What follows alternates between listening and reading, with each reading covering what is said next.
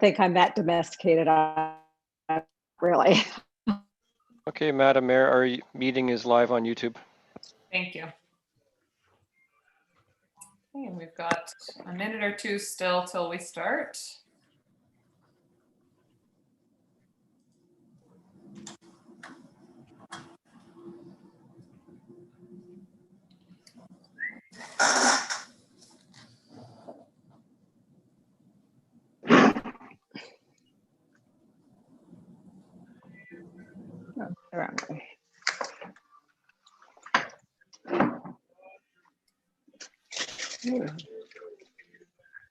Whoops.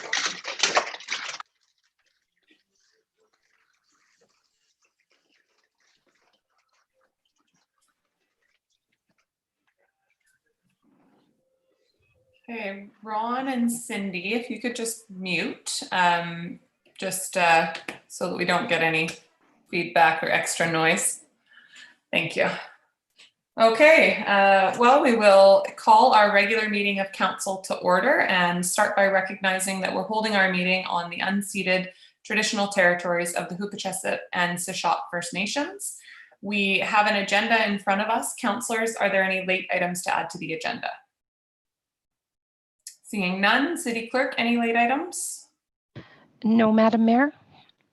Great. Would somebody like to move approval of our agenda? So moved, Madam Mayor. Moved by Councillor Corbeil, seconded by Councillor Solda. All in favor? Carried. Great. And we have minutes from the special meeting of council held at 9:30 a.m. and the regular meeting of council held at 2 p.m. on October 13th, 2020. Any questions or Move comments? to adopt. Moved by Councillor Solda. Is there a seconder? Seconded by Councillor Washington. Seeing no comments, all in favor? Carried. And public input period, which is an opportunity for members of the public to address council on topics of relevance to City Council. A maximum of 4 speakers or submissions will be accommodated. City Clerk, do we have any public input? No, Madam Mayor. Okay. Then we will move on to our delegations. And the first delegation today we have is from the Alberni Valley Drug and Alcohol Prevention Services, ADAPS. And we have representatives here to present council with their current projects and initiatives. I'm not sure who I'm passing it over to, but I see all 3 of you on the screen. So Deborah, I'll pass it over to you and you can introduce your group. Well, good afternoon, Madam Mayor. Thank you for having us today. I'm Deborah Hamilton. I'm the Director of Services for ADAPS, Prevention Services for Youth and Families. And today I'm calling from the ADAPS offices, which are on the unceded territories of the Hupecheset and Sishot First Nation. I have a good news story for Mayor and Council today.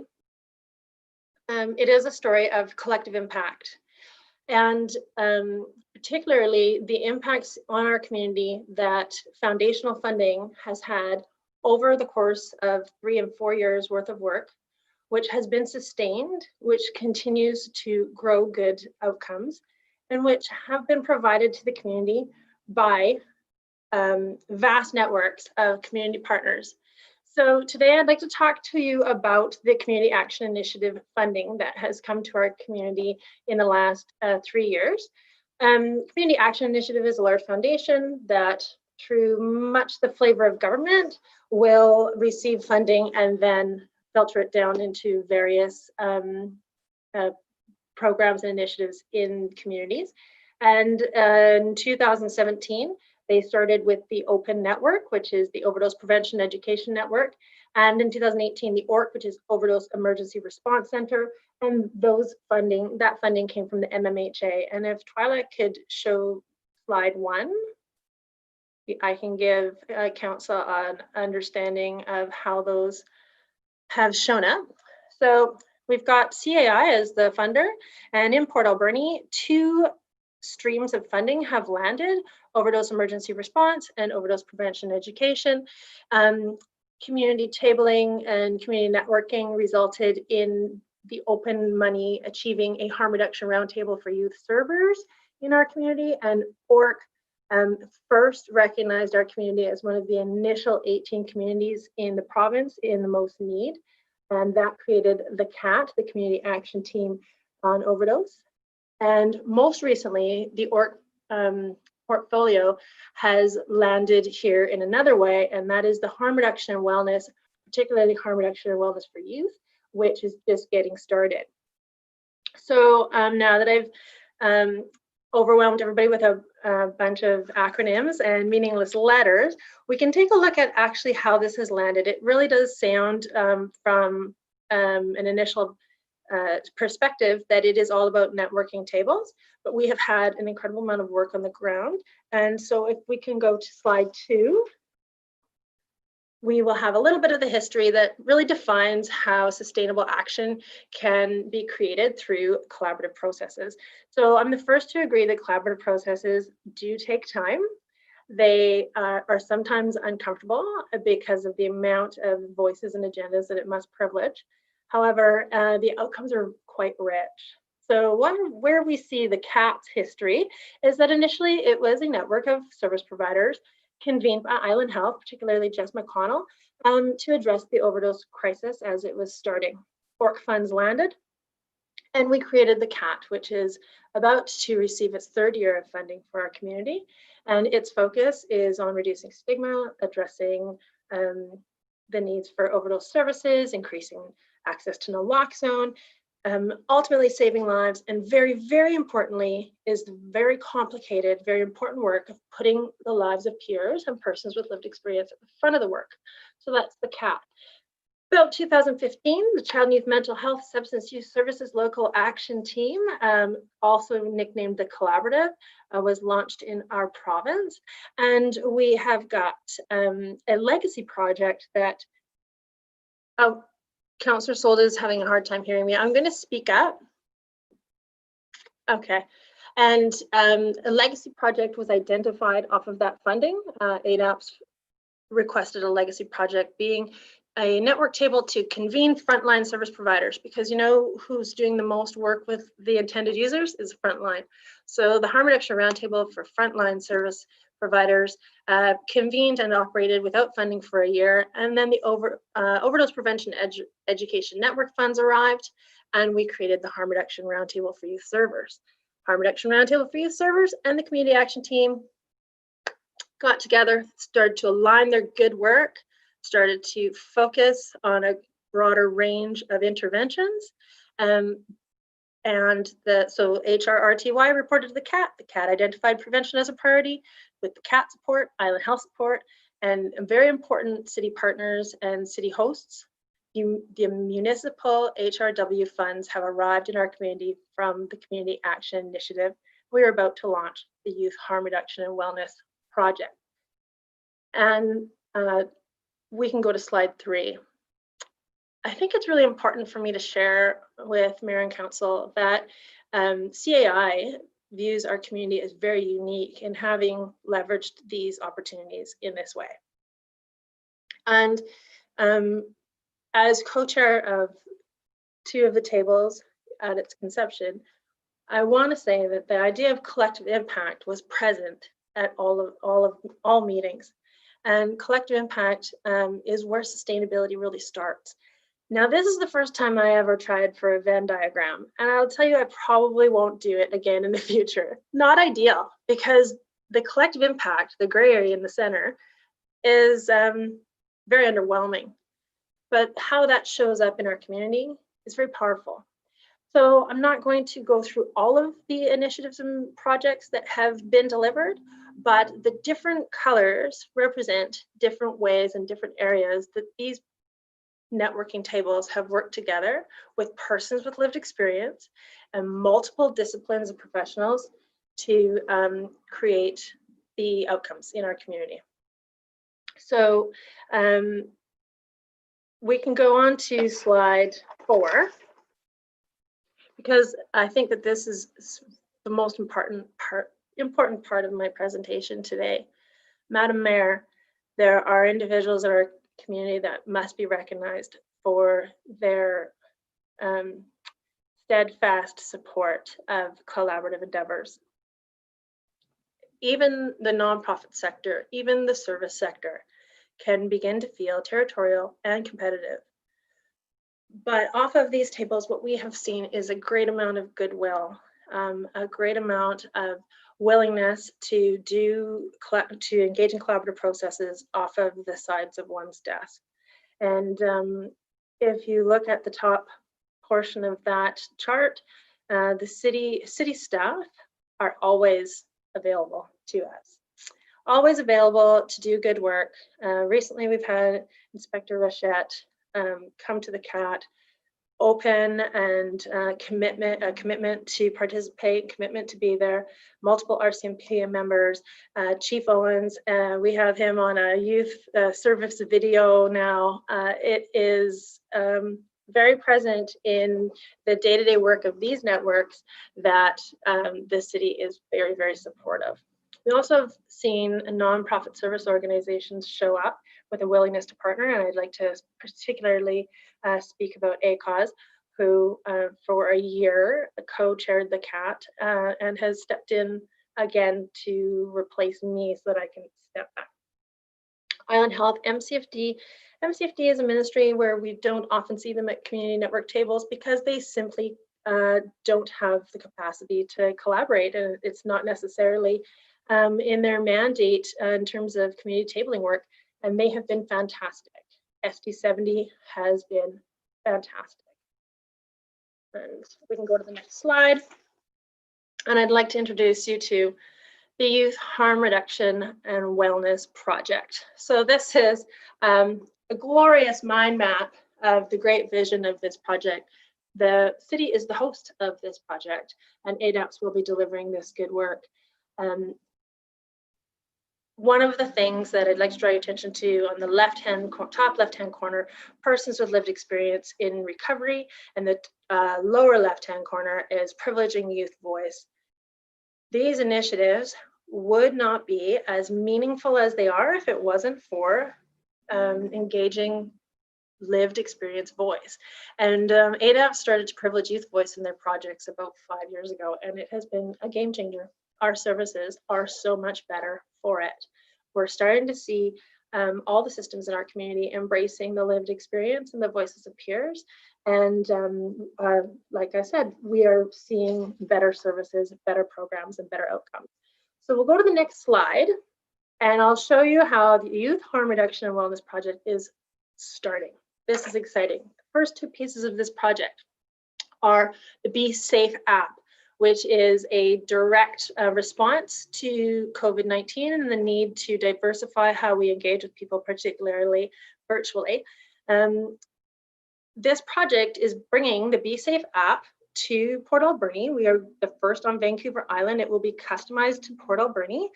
Lots of communities on East Coast use Be Safe. It is developed by Mind Your Mind, project of CAMH, which is the Federal Center for Addiction Mental Health. Evidence-based, very dynamic opportunity for us to put technological safety plans in the hands of youth. To go with the launch of the Be Safe app, we have aligned it with the launch of the Youth Harm Reduction and Safety pop-up. The Harm Reduction Roundtable heard from RCMP and other concerned stakeholders over and over again that young people were showing up at the OPS too often. There was not a spot, a safety plan, and to navigate with very high-risk youth, particularly youth using drugs. The Youth Harm Reduction and Safety pop-up will do exactly what's listed on the slide. It'll start with 1 night a week. Before June, it'll go to 2 nights a week. And at the end of that, we will be presenting those findings to our stakeholders, particularly Island Health, with regards to continuing that work in our community. It is not going to disrupt the economy that has been created, the economy of pseudo-safety and pseudo-belonging for youth at the OPS and other dangerous magnet sites. But it will begin the work that we need to do to look at the feasibility of hosting something like that for very at-risk youth in our community. So lastly, I would like to go to the last slide and say that across both of the tables, but particularly the open networks, we are tasked with developing a harm reduction agreement for our entire community that will bring the voices of all the stakeholders together to create an overarching statement council can further the work of the Harm Reduction Roundtable and the open portfolio of funding by supporting the development of this community harm reduction agreement. We will be working with the city and with the school district first before anybody else. The agreement must be informed by and endorsed by youth, then the city, then the school district, and by health authority, and then other multiple stakeholders. It is obvious through the collective impact illustrated here that Port Alberni has the capacity and commitment of community to achieve a community harm reduction agreement. And so we ask that city continue to send council to the tables, and we ask that city identify a staff that we can work with to support the creation of the harm reduction agreement.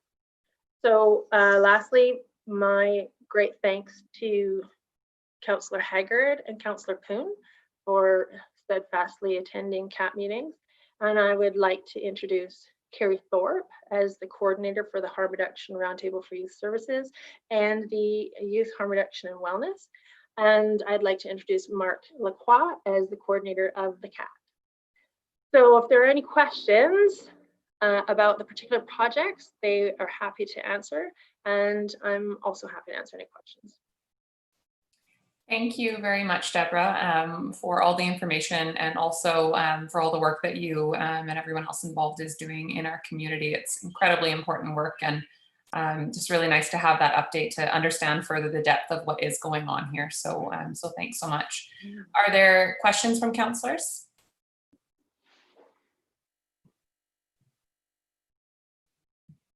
Okay. Seeing no questions, Deborah, at the end there, you said council can, further support the work that we're doing. Is that just continuing to send staff members? Do you need anything additional from council? Madam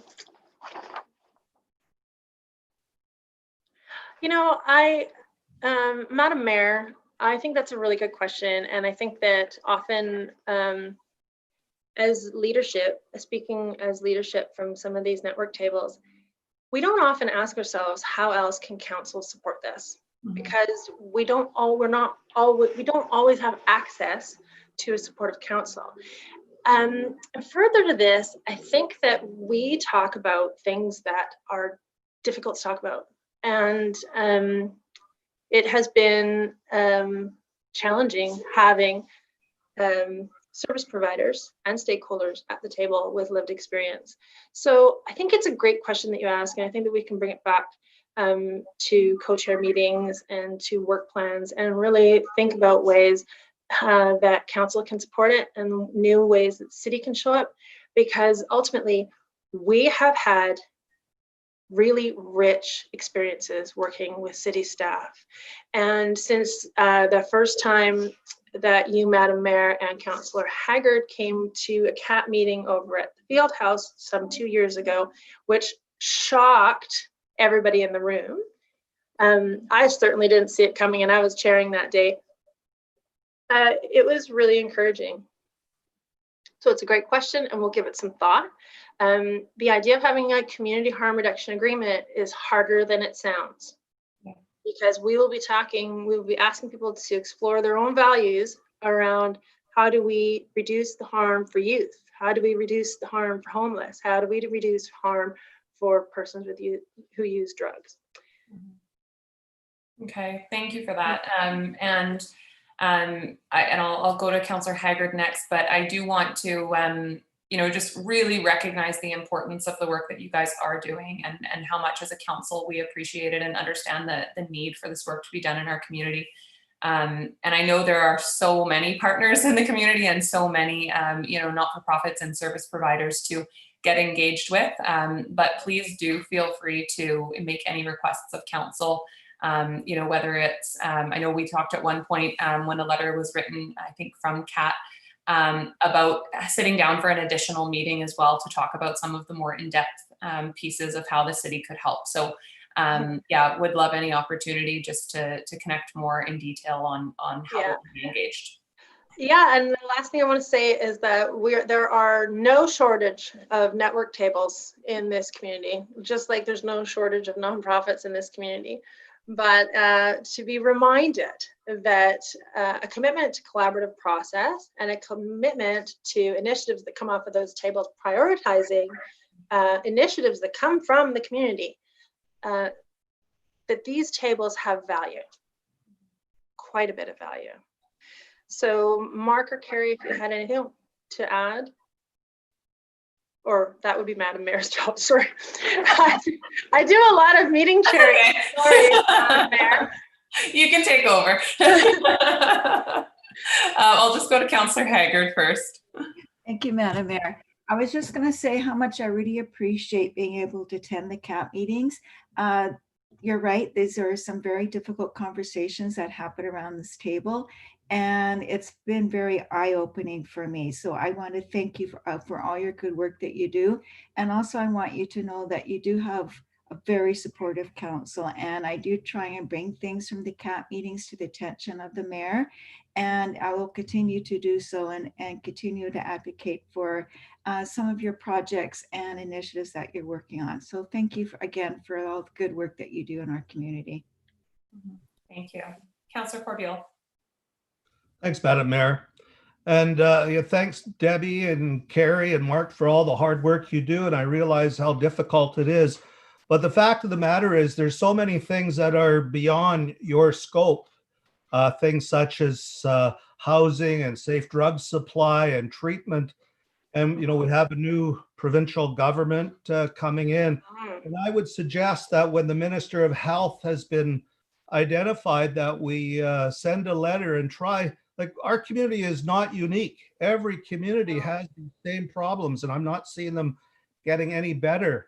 And it would be very worthwhile, in my opinion, to at the very least have the Mid-Island get together, the mayors of the Mid-Island with the appropriate expertise to start looking at how we resolve this issue, because it isn't getting better and it's very difficult, and we need senior levels of government to really, you know, pull up their sleeves and let's try to resolve things. When you hear of people that have to wait weeks and maybe months to get into treatment, you've missed the boat. So that's the kind of stuff I think we really have to, you know, do some serious work on all these issues. Thank you very much. Thank you. And for youth, as we know, the services are even more difficult to access. So Yeah, that's another delegation entirely. yeah. It's looking hopeful. And Councillor Corbeil, all of the points that you made, I think that if we unmuted Mark or Carrie, we could be here all day, because we join you in recognizing that these are greater issues than us. But stand very firm in the belief that we have done some meaningful shifts in the culture of service here in our community, for sure. Thank you. Mark or Carrie, do either of you want to add anything? Okay. Mark. I was going to say, yeah, sure. Thanks, Deb. And I'd also like to just thank Deb for all of her work, like connecting all of those CAI streams and that vision. Nobody could have done it with that prevention sort of background. So that was really cool to work with her as the co-chair last year. But this year, there's new co-chairs, and Deb's obviously got her hands and plate full with all that other stuff. And so keep coming to the CAT. And I think, Deb, you mentioned it, the new co-chairs, Ellen Frood, ACAUS, and Ron Merck. Yes, and Ron Merck. I had a co-chair meeting with them last week, and they would love to introduce themselves to city council and echo what Deb's saying, just continue that great working relationship that we have. And it's been great. So thanks again, Deb, and the city for everything. Wonderful. Okay. Well, thank you very much to the three of you for attending today, for the information, and again, for the work that you're doing. And I will actually, I think, reach out, Deb, because I would like to sit down and just go over a few things and ideas and in more detail. So we'll set that up. I look forward to it, Madam Mayor. Thank you. Oh, and Cindy, I think I missed you. Do you have a question? Yeah, well, a statement. I keep losing everything, all the conversation for some reason, and my internet keeps going off so I just forgive me on this. But Deb, I'm kind of curious to know, do you do like I'm a person who likes to go to the ground and take a look, because this is something that I'm really not familiar with. And I mean, I've heard, and I can follow along in meetings and stuff like that with no problem. But sometimes visually, it's easier to see and really be out there on the ground level. Is there, without going into confidentiality and stuff like that, is there a way we can be involved in that way too, just to be on the ground level with the workers, just to go through it, and see, and witness? Absolutely. The answer is absolutely. When we are talking about connecting with people that have lived experience, we do look for their consent and a meaningful purpose to the connection. Carrie's doing really fantastic work right now with a couple of youth that have lived experience with substance use and mental health, and they are helping, they are participating in youth design labs for the safety app. So the safety app is going to walk kids through in real time how to create safety in the moment for them. And we do have youth on the substance use advisory, which Carrie also coordinates. All of those youth have lived experiences of poverty, substance use, mental health. We have youth that would be willing to meet and share their stories. And again, it would be looking for meaningful purpose around that and their consent. And the CAT under Mark would be able to arrange for you to be out with peers anytime, I'm sure. Right, Mark? Yeah. I would love to be involved in that capacity, because you got to see it to really understand it and hear it, not just from the workers and the support workers and everything, but from the people that are involved in that. Thank you. So you have my number, I think, and if you don't, the city will give it to you. Okay. You know where to find me. I do. Okay. Me too. Thank you very much. Thanks to the three of you for coming on today. Thank you again, Madam Mayor. Okay. Goodbye, everyone. Bye. Okay, we will move on to our second delegation, which is the Alberni Valley Bulldogs. We have David Michaud here in attendance to request council reopen discussions regarding city financing an LED screen for the Alberni Valley Multiplex. Welcome. Oh, and I think David is just connecting to audio. There we are. Okay, David, can you hear us? Looks like you have to unmute. There we go. Hi, guys. Hi, welcome, David. I'll just pass it over to you. Thanks so much. I also have Stephanie Weber from our ownership group with us as well today. So, Madam Mayor and Council, thanks again for having me back. I guess maybe to update you guys, since we last spoke, I guess it was at the end of July. Obviously, not a lot has progressed in the world since then, sadly for us and many other user groups, not only in Port Alberni, but certainly across the entire country. But I guess first and foremost, I'd really like to acknowledge and be appreciative of the work both Willa and Tim and Sean at the arena have put in to, I guess, help the Bulldogs return to the ice. I'd be remiss if I didn't say how fortunate I feel that we are, that our league is active and playing hockey games, and our guys get a chance to be seen not only by NHL scouts, but college coaches across the country are tuning in at record numbers right now to watch our live streams from the multiplex. And quite frankly, the further east you get, the less and less things are happening normal. So I know for our guys, certainly the feedback from our parent group and certainly the players has been just really extreme appreciation that there's a bit of sense of normalcy in their lives. And they're getting a chance to be on the ice every day and really do what they love to do. So Willa has been a great help for us and able to get some billets in the building, and some of our key supporters who help us run our game days smoothly and effectively, and I guess maybe most important, safety first for our players as well. So as I'm sure you guys are following along, we're up and running and playing our exhibition games and working towards a December 1st start to our regular season. I think maybe it is worth noting that over the weekend, there was one positive case in the BCHL. a player with the Surrey Eagles on Friday tested positive.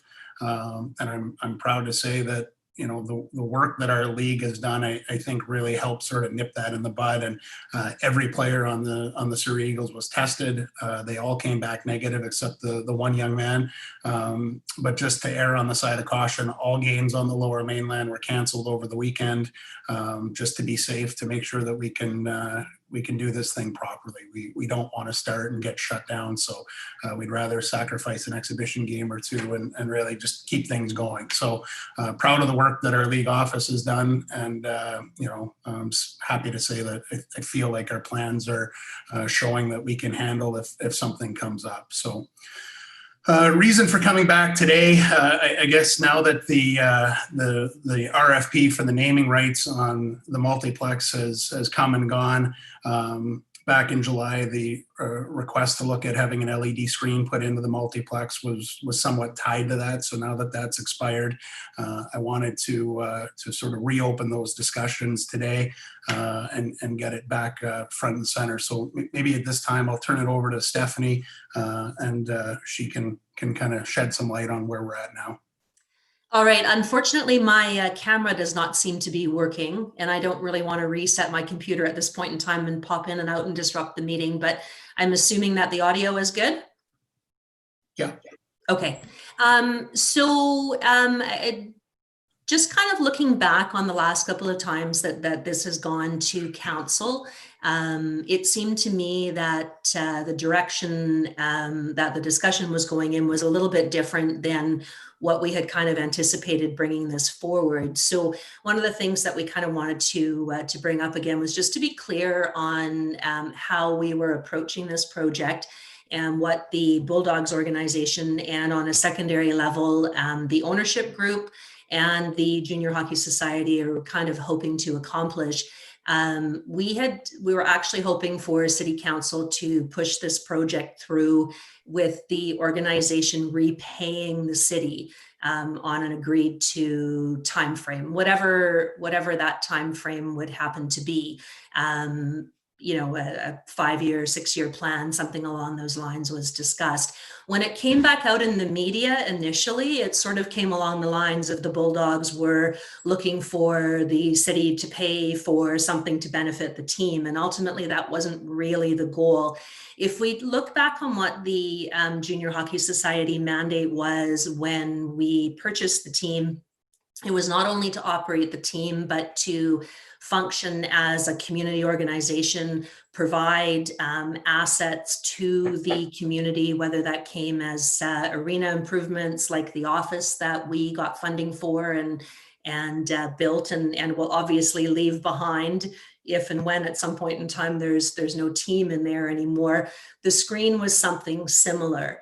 And we had sort of were under the impression that we would be able to potentially access funds through the Parks and Recreation Reserve Fund, which is money that has long since been set aside through user payment, individual user payments as they've come through the city, swimming, skating, any of those things, to create a project that would then benefit the city in the long run. So an LED screen obviously does benefit the Bulldogs organization and would put the team and the organization into a much better situation as far as opportunity to gain revenue,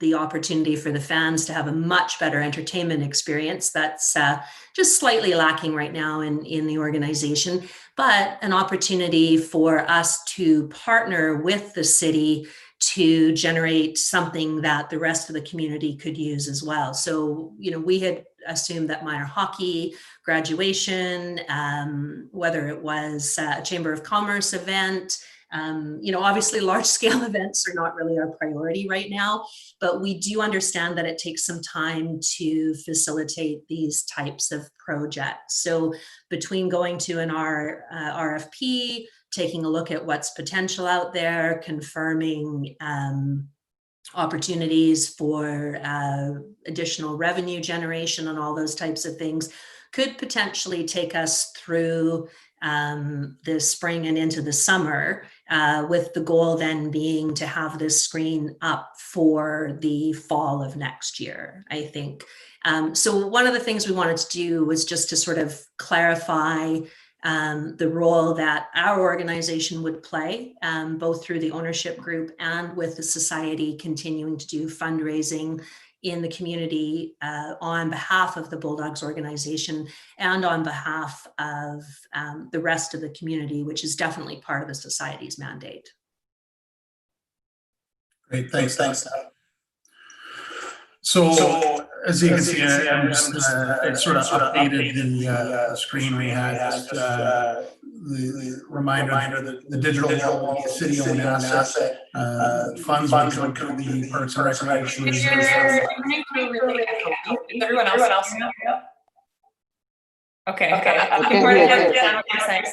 Stephanie, feel free to get it yourself.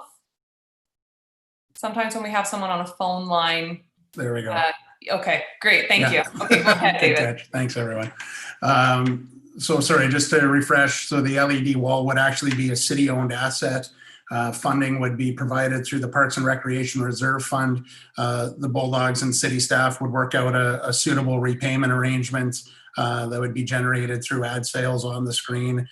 Portion would stay essentially with the Bulldogs to be able to run the screen during games. Other than that, everything will go to the city until it's repaid. And then certainly the city has the ability to generate additional revenues to see that capital investment get paid down much faster through other user groups. So I think the one thing that I really wanted to maybe stress was that we really view this as an opportunity to see the multiplex become a building that's just much more than hockey. I mean, I think one of the things that I felt maybe wasn't clear was last time, like the best case scenario is we may play 40 home games in a season, and there's 365 days in a year where the building has the chance to be utilized for something outside of just the Bulldogs, and whether that's conventions, or I know in Victoria the Jehovah's Witness book the Q Center and use our screens at the Q Center every summer, and it's a massive event, and hotels are full and things of that nature. So whether it's the city getting creative to utilize the multiplex in different ways, or the Bulldogs bidding on provincial and national events like our BCHL Showcase or a national championship, all of those things right now we feel are currently limited without the audio-visual capability of an LED screen. And so we're looking for a partnership in that regard in order to facilitate quick movement of it, and then begin utilizing it sort of right away with the repayment plan in place that really we feel makes it a win-win for not only the city, the Bulldogs, but also any other user group that's interested in the multiplex. So. Thank you, David. Questions from council?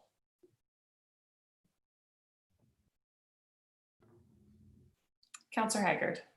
Thank you, Madam Mayor. First of all, David, my daughter's a hockey coach, and I feel her pain all the time, and I feel your pain as well. This is something that we never thought we would be going through, and especially when team sports are so important for these youth, because they do have dreams of going on to college or university or having playing careers. So I do see the opportunity. However, I'm completely open to the idea, but I would prefer that Director Thorpe would bring it forward to us at budget time, because this is a large expenditure and there would be other things on the table that we need to look at as a whole picture. So I'm certainly open to it, but I would rather have this discussion at budget time at the end of the year. And I'm hoping that if it was approved then, it would still give you enough time to bring it forward next fall. Thank you. Thank you. Did I see Councillor Paulson? Thank you. I've got Councillor Paulson and then Councillor Solda and Poon. Thank you, David, for your presentation again. As you know, I'm in full support of adding to the multiplex and making it a true multiplex over time. And it's almost 20 years old, and we haven't really put anything into that other than changing ice plants and those sorts of things. Although we're changing the lights, which I think is a really positive thing. I guess my question to you, and I don't need you to just nail it down to specifics. And basically, the concept here is the city would loan the money from the reserve fund, which is not a taxable thing. It's actually a user fee. And it would be repayable over time. So it's basically a loan and repayment. What would you suggest or figure that the repay time would be? Would it be 3 years, 5 years? And you can be less than optimistic if you want. Sure. Line. So I think running rough projections was it was probably going to be somewhere in the neighborhood of about 5 years to fully pay back the investment. You know, I guess the word loan sort of scares me a little bit because I do want this to be a city-owned asset where the Bulldogs aren't borrowing any money to purchase this screen. We want you guys to invest in it. And then quite frankly, we feel it's a very nice offer on our behalf to pay back funds on a partnership and you know, as a way to say thanks for installing it. But we did figure it'd be sort of about a 5-year turnaround time based on projected annual revenues to be able to cover the expense. So, you know, and Councillor Haggard, certainly in your comment about the timing, we're certainly appreciative of that and happy to, you know, hear out any sort of options as far as timing goes.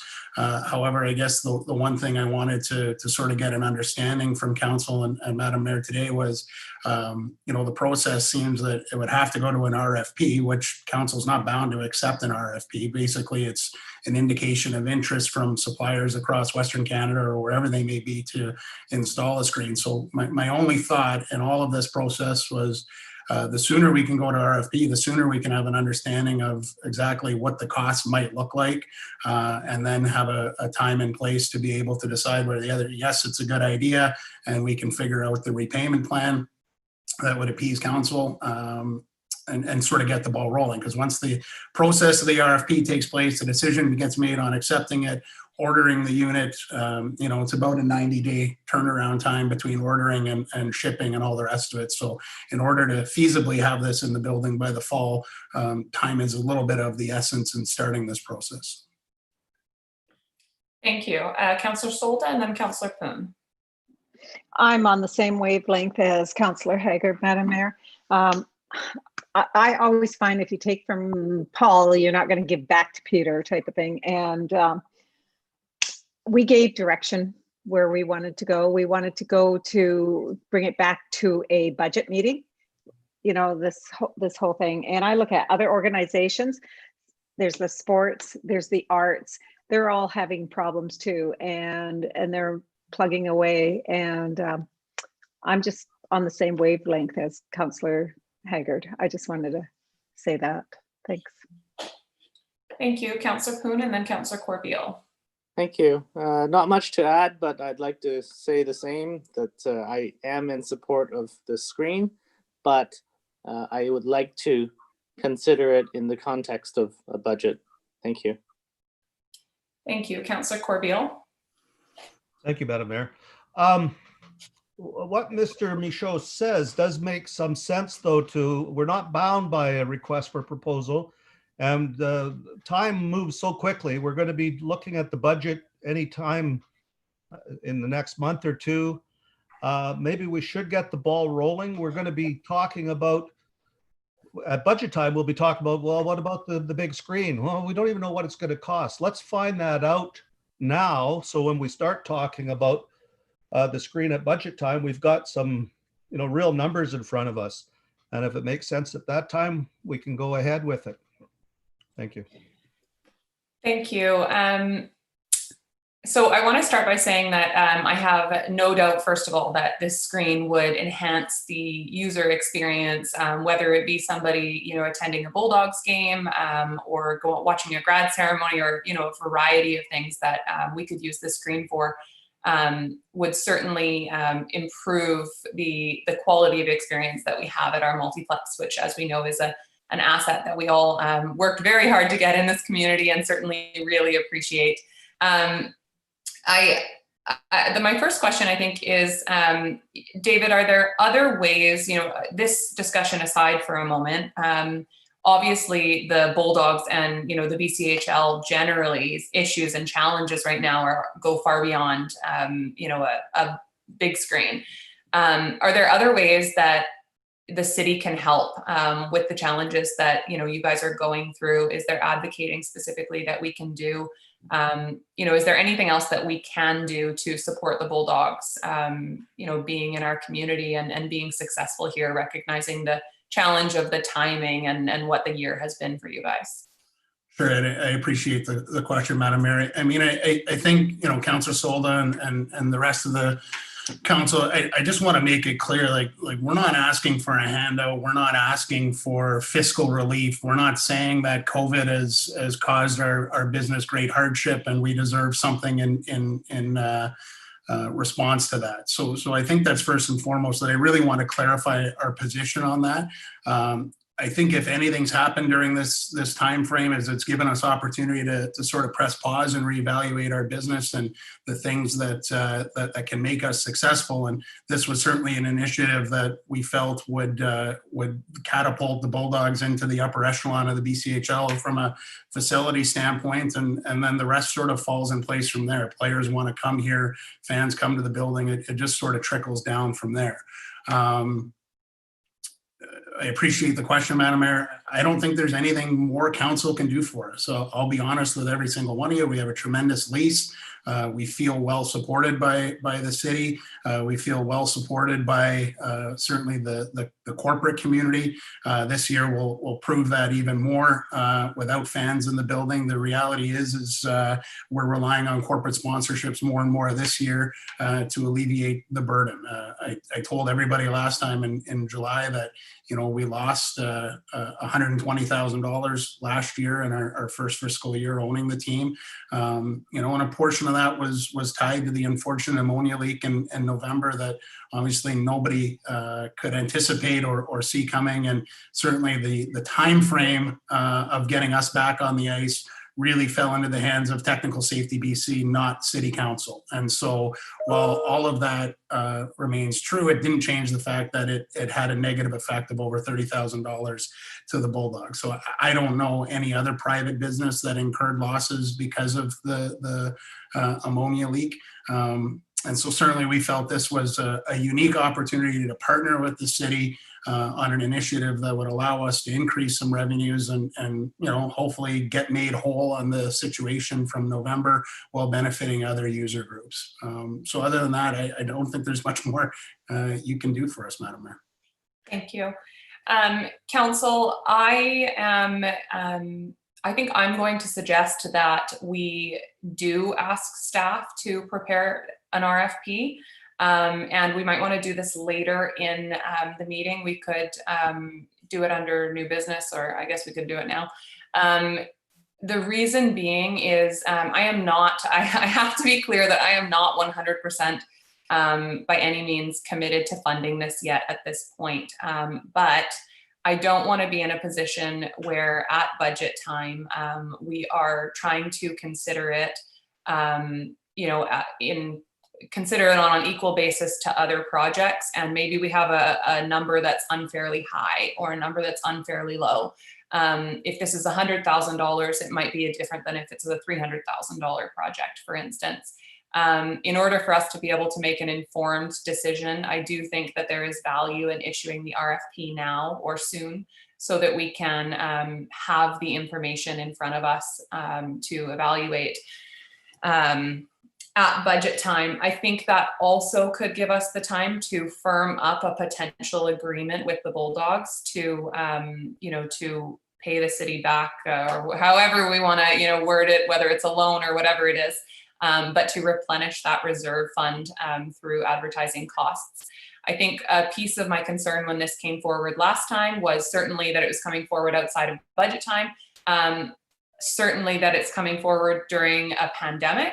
And I think that this takes us, it doesn't commit us to funding the project. We could be in a very, very difficult budget situation coming up this year, or we could be in an as normal situation. We don't know where we're going to be when we go through our budget in February, or starting in February.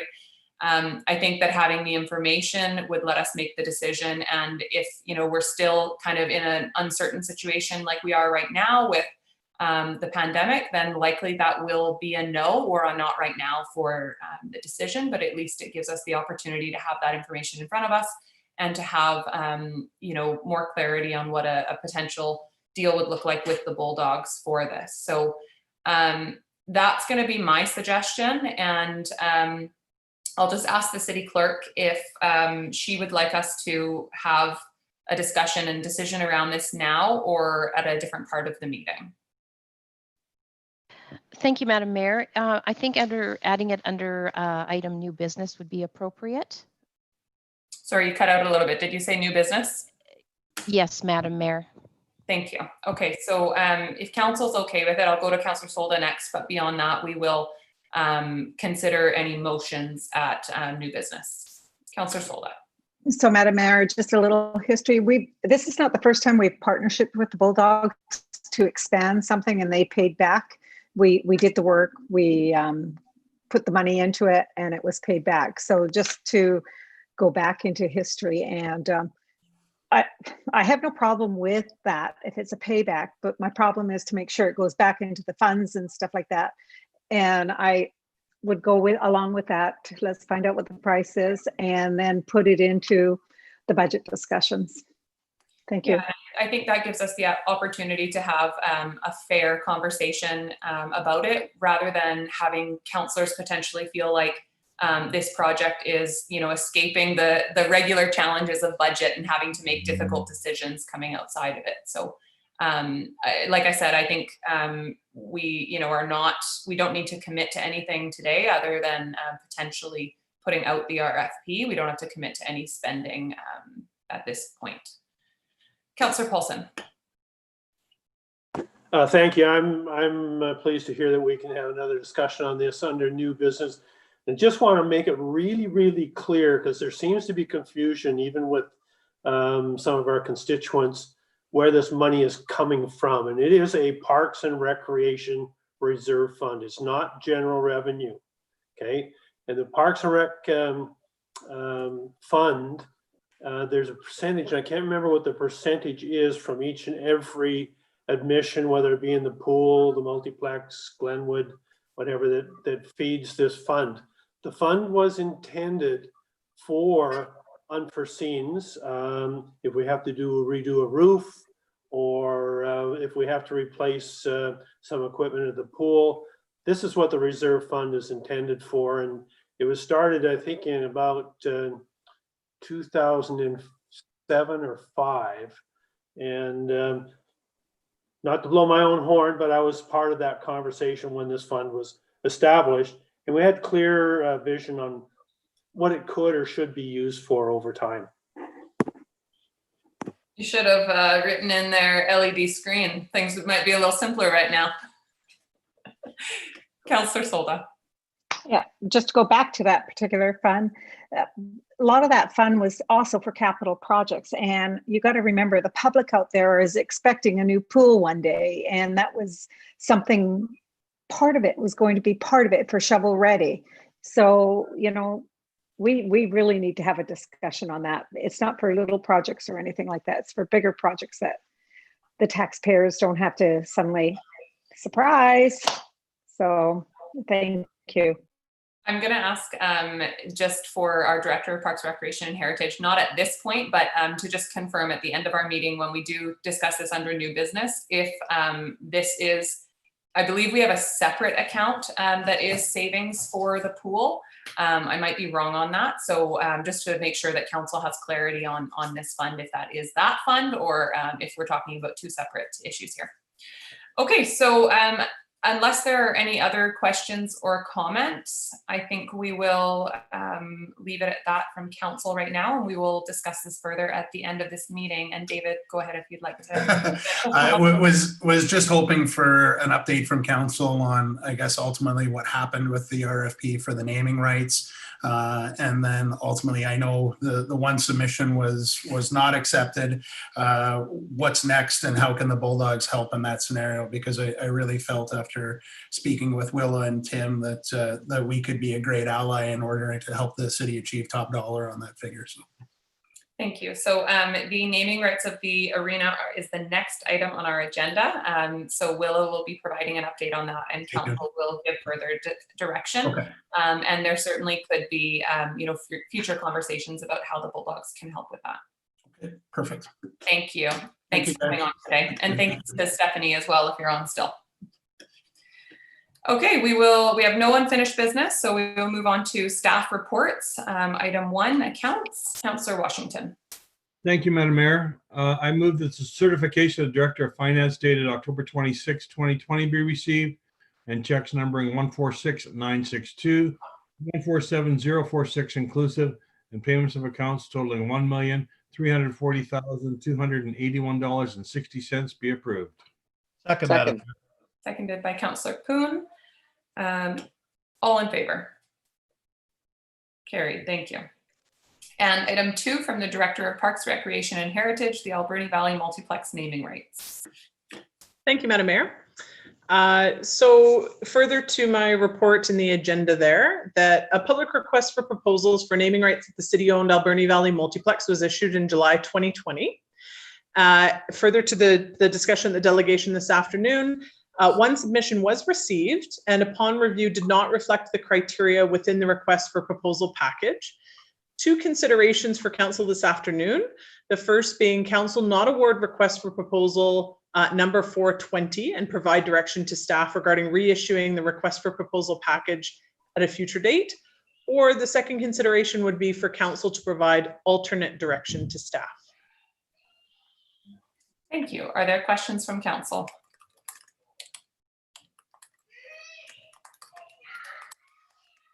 Councillor Corbeil. Yeah, just could you please refresh my memory? How exactly did we go about this this request? Was it just like an ad in the paper, or did we go around and knock on doors? How did it come about, please, Willa? Absolutely. So, Madam Mayor, our typical process is we would post publicly. So on the BC bid site, the request for proposal is posted, which is our typical procedure with either proposals or tender packages. So we did post it online. We also reach out to individuals or organizations that may have a good fit as well and encourage them to apply. But the actual process of applying or submitting a bid, the prerogative is up to the individual organization. So we'll often, again, distribute the information so folks are aware, but we do follow a proper process, which everyone needs to submit bids properly via the BC bid program. Thank you, Councillor Poon, and then Councillor Haggard. I'm just wondering if we can work with the Bulldogs to have them help us solicit bids. Yeah, so Madam Mayor, our intention is to work closely with the Bulldogs. So to give council some context, the current relationship with the Bulldogs, or the agreement that's in place, is that all advertising within the current warehouse or rink is the responsibility of the Bulldogs to maintain as well as procure. And so if we're looking at a naming rights of a specific facility, or in this case, that rink, so we're not speaking to, just so council's clear, we're not speaking to the naming rights of the entire facility. It's currently named the Alberni Valley Multiplex, and that wouldn't change with this request for proposal package. But we would look to engage the Bulldogs and work closely as strong partners to ensure they're part of that conversation with any bid provider. We also did forward the bid as well, the package, to the Bulldogs to distribute to any folks they would see fit as well. Thank you. Councillor Haggard. Thank you, Madam Mayor. I think the timing of the bid request, which was in July of 2020, I'm going to hazard a guess here that we may have not received as many applications as we had hoped because of the uncertainty of the future and the economic situation at the time, and that is still going on. So I'm going to suggest that we might just want to hold off for a while until things become a little bit more certain about our economy and where things are going. Then we may get the kind of bids that we're hoping to get for this proposal. Thank you. Thank you. Councillor Paulson.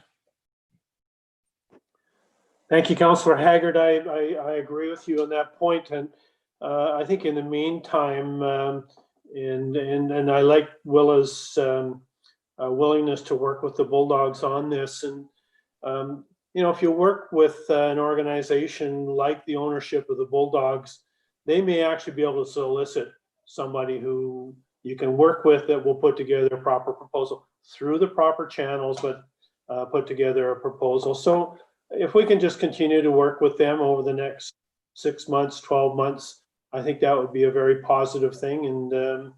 And hopefully we'll come up with some revenue for everybody. Thank you. Would you like to read the motion, Councillor Paulson? Oh, yes, okay. I'd like to move that the council for the city of Port Alberni not award request for proposal number 004-201, Alberni Valley Multiplex naming rights, and direct staff to reissue at a future date. Thank you. Seconded by Councillor Solda. Any final comments or questions? Seeing none, all in favor? Carried. Thank you, Director Thorpe. And moving on from the Director of Corporate Services, we have temporary sidewalk patios and license of occupation agreements, an extension, and I will recuse myself on this one as I have on this issue prior due to my food primary license that I hold. Councillor Kuhn. I will recuse myself as well. Thank you. If the city clerk could put us in the waiting room, that would be great.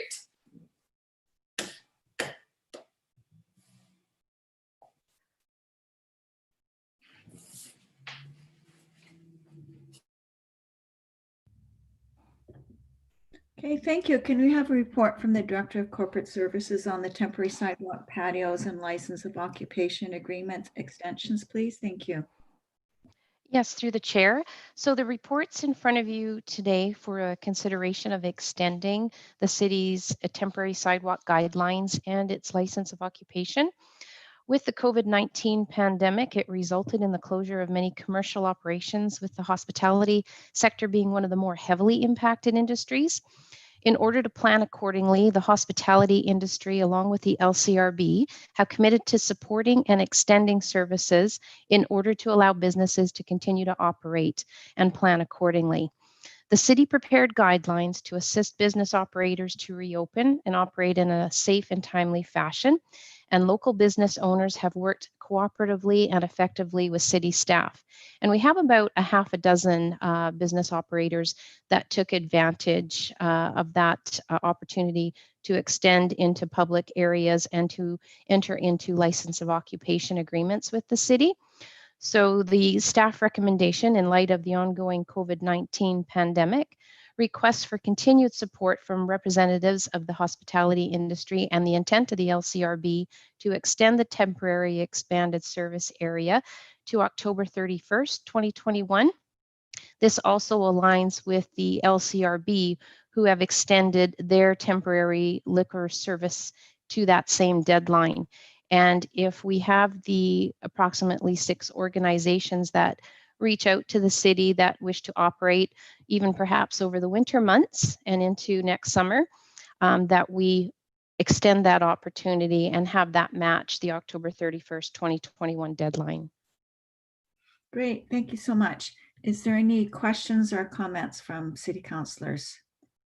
Councillor Paulson, then Councillor Corbeil. I want to speak in favor of this motion, and it was actually supported at UBCM through a resolution as well, and that resolution would have been forwarded to the provincial government to deal with this particular aspect. And I think in order to keep people in business and keep their businesses healthy, we need to be of assistance moving forward. Great, thank you, Councillor Paulson. Councillor Corbeil.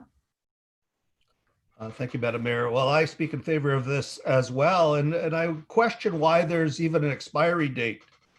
And if we do get an opportunity to write a letter to somebody, maybe we should suggest that. If you were to go to places in Europe, this is very commonplace to have sidewalk cafes and the like that are open, you know, all 12 months of the year. So I absolutely have no problem whatsoever with extending this, and should be made permanent, in my opinion.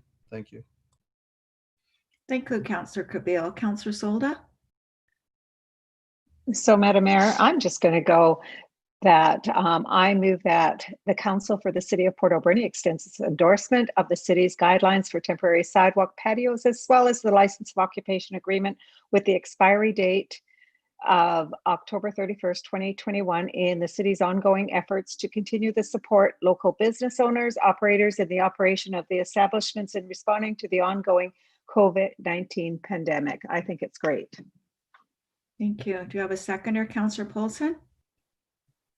Any more questions or comments? Oh, Councillor Washington? Thank you, Madam Mayor. I just wanted to add, I agree with the rest of council, but I'd like to add that being out and about in the city, I've heard nothing but good things about the temporary sidewalk patios. No bad vibes at all. So let's keep it going. They need all the help they can get. And I couldn't agree more. And I agree with Councillor Kirby. I think this is something that makes a much more vibrant community. I mean, last week I was sitting outside on a patio in a cafe and it was wonderful. I really quite enjoyed it. And I think it's something we need to look at making more permanent. But for now, we have a motion on the floor to extend it to October 31st, 2021. And hopefully at that time, be able to extend it to a definite period. So a motion on the floor, all in favor? Any opposed? Thank you. So I see that Mayor Minions and Councillor Puna back. So I'll turn the floor back over to Mayor Minions. Thank you. Thank you very much. And we will move on to item 4 from our Manager of Planning, Housing Needs Report, Fall 2020 Project Update. Thank you. Thank you, Madam Mayor.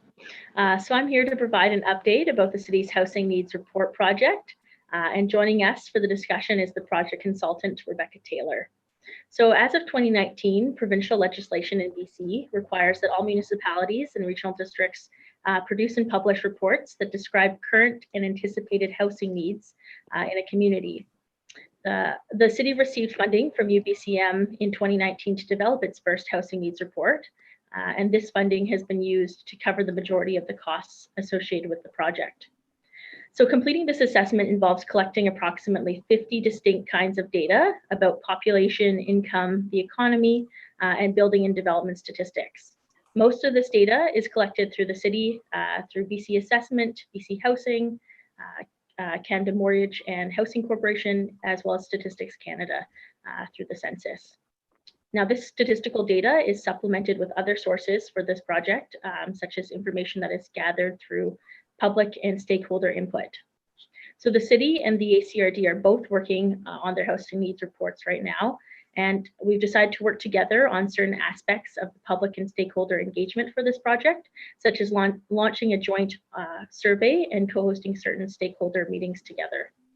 This housing needs survey will be launched on the city's Let's Connect platform and will be available to all city and Alberni Valley residents from October 27th until November 16th, 2020 to complete.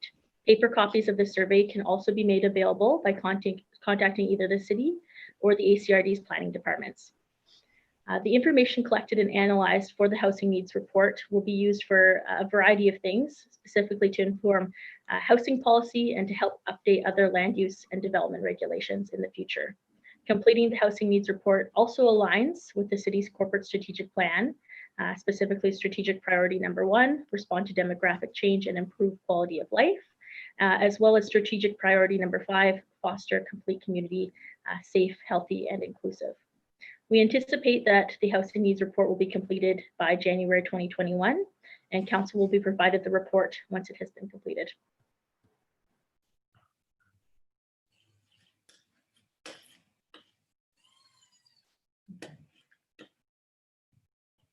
Great.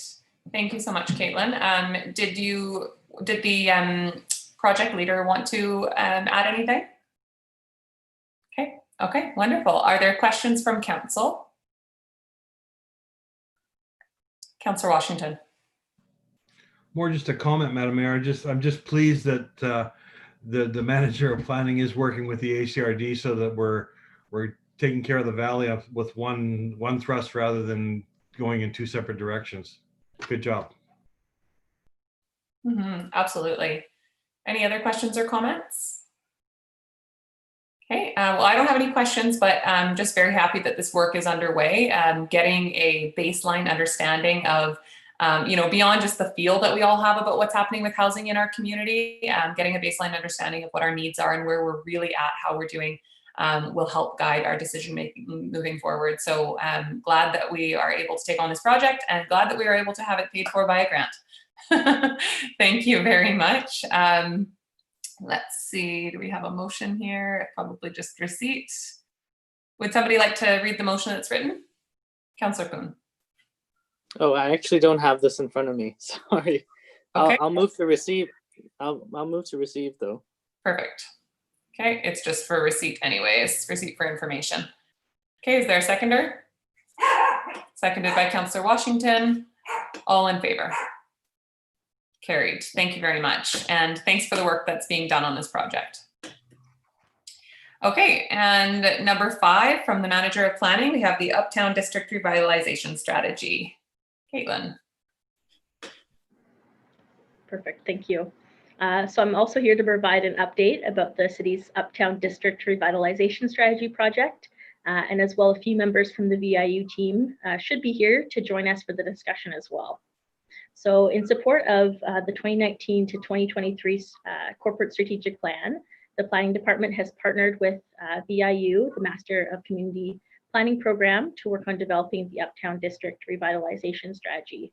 Now, the overarching goals of this project are to help identify a high-level vision that guides the city's efforts aimed at social and economic revitalization in the area, working collaboratively with public businesses, stakeholders, and the local neighborhood to identify current issues, challenges, and possible solutions, and to develop specific actions, timelines, and partnerships to help implement this high-level vision. And then as well, finally, to identify strategies and policies that support council and the community's vision to be embedded in the next official community plan update. So this project was initiated earlier in 2020. And phase 1 of the project and community consultation program was launched on April 30th, 2020 with an online survey that helped identify high-level objectives and priorities for the neighborhood. And a summary of those findings were brought to council at the regular meeting back in June of 2020. Council also passed a resolution back in February 2020 for staff to apply to UBCM's Poverty Reduction Planning Grant to help fund a portion of this project. And on June 5th, 2020, it was announced that the city received $21,950 of grant funding from UBCM to support phase 2 of the project. Now, with the support of VIU, phase 2 of the project has begun in October 2020. And phase 2 really more focuses specifically on locally targeted stakeholder engagement and some additional public engagement to help develop specific actions, timelines, and partnerships that will inform the recommendations included in the strategy. Yeah, phase 2 of the engagement strategy did need to be a little bit delayed, just primarily because we had to refocus our engagement initiatives in response to COVID-19 to make sure that we would be able to promote public safety standards and make sure that we could meet those types of protocols. So we've done that by primarily shifting to online platforms to gather information and input, though we're hoping that sometime we will be able to do at least one in-person engagement event with some social distancing protocols in place. The final draft and report is proposed to come to council for further discussion in early 2021. And that's the update for now. Thank you. Are there questions from council? Councillor Paulson. Actually, Caitlin, I'm very, very pleased that that you had that overhead map up on the screen. I know that, and I'm pretty sure when we did our surveys last year, there was some confusion about the area that encompassed. I think some people, the discussion around the revitalization of Upper Third was still fresh in everybody's minds. And I think many people were still of the opinion that it applied to that area. But it's a much broader area and it's a much broader vision that we're trying to achieve. And I think that overhead map really is a useful tool in helping define that area. Thank you for bringing that up. Thank you. Councillor Haggard. Thank you, Madam Mayor. I know that the businesses on 3rd Avenue are wondering what was going on with the downtown revitalization strategy. And I know they're having a meeting soon to discuss it. And I was wondering if perhaps the mayor or the manager of planning, if they would be willing to attend the meeting or write a letter to them explaining, you're just trying to give them an update on what's happening. If you'd be willing to do that, that would just keep the communication open to let them know that they're not forgotten about. We're still thinking about them. Yeah, absolutely. I've been to a number of their meetings, although they haven't had one in a while. So I'm certainly happy to go to speak from council's perspective about what we're looking to gain information wise, and how that will help our decision making going forward. And Caitlin could probably speak in more detail to the work that's going on. That would be awesome. I'm sure they'd really appreciate that. Thank you so much. I would be happy to attend as well. Absolutely. Great. Okay. Any other questions or comments? Okay. Would somebody like to move receipt? Move receipt. Moved by Councillor Poon, seconded by Councillor Haggard. Seeing no further comments, all in favor? Carried. Thanks so much, Caitlin, and thanks to the master's students who are helping as well. And thanks for being on. Okay, moving on to item 6 from the Manager of Community Safety, 5170 Argyle Street, the Port Pub Remedial Action Requirement Progress Report. Gayleen, go ahead. Good afternoon, Mayor and Council. The report before Council today is to provide a status update regarding the work that has been carried out at 5170 Argyle Street in relation to Council's remedial action order and to obtain Council support in foregoing enforcement consideration at this time. On September 14th, Council resolved remedial action requirements for 5170 Argyle Street. Since this time, the property owner and new manager have been working with city staff to address the requirements. In the analysis, option 1 speaks to the reduced number of calls requiring emergency response and the improvements the owner is making to the building, including expanding and opening businesses within the building. Option 2, Council may choose to formally extend the deadline to the property owner to comply with the order, although it's not necessary. If Council would like to, you may make a formal motion to ensure positive actions continue on the part of the property owner. Staff has carried out an inspection of the building on Friday, October 16th, noting that a number of actions identified in the order have been remedied and the property owner continues to make progress. The 30-day deadline has passed. However, with the work that has taken place to date and cooperation of the property owner to continue to address the outstanding work, Council is being asked to consider the recommendation in this report. Thank you. Thank you very much. Are there questions from Council? Councillor Poon, and then Paulson, and then Solba, and then Haggard. Well, I'm pleased to see that work is taking place at the Port Pub, and I think we should give them a bit more time if they need it, as long as the work schedule remains consistent. Thank you. Councillor Paulson. Once again, I'm really pleased to hear that through inspections that there's work going on in here, and I certainly support the motion.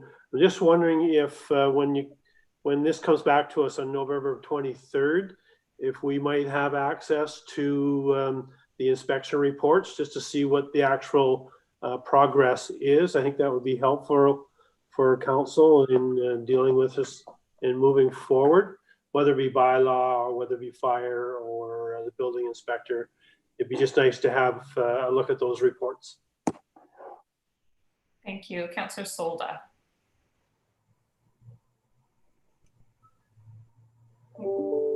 Thank you, Madam Mayor. That was going to. Councillor Solda, you're cutting out again.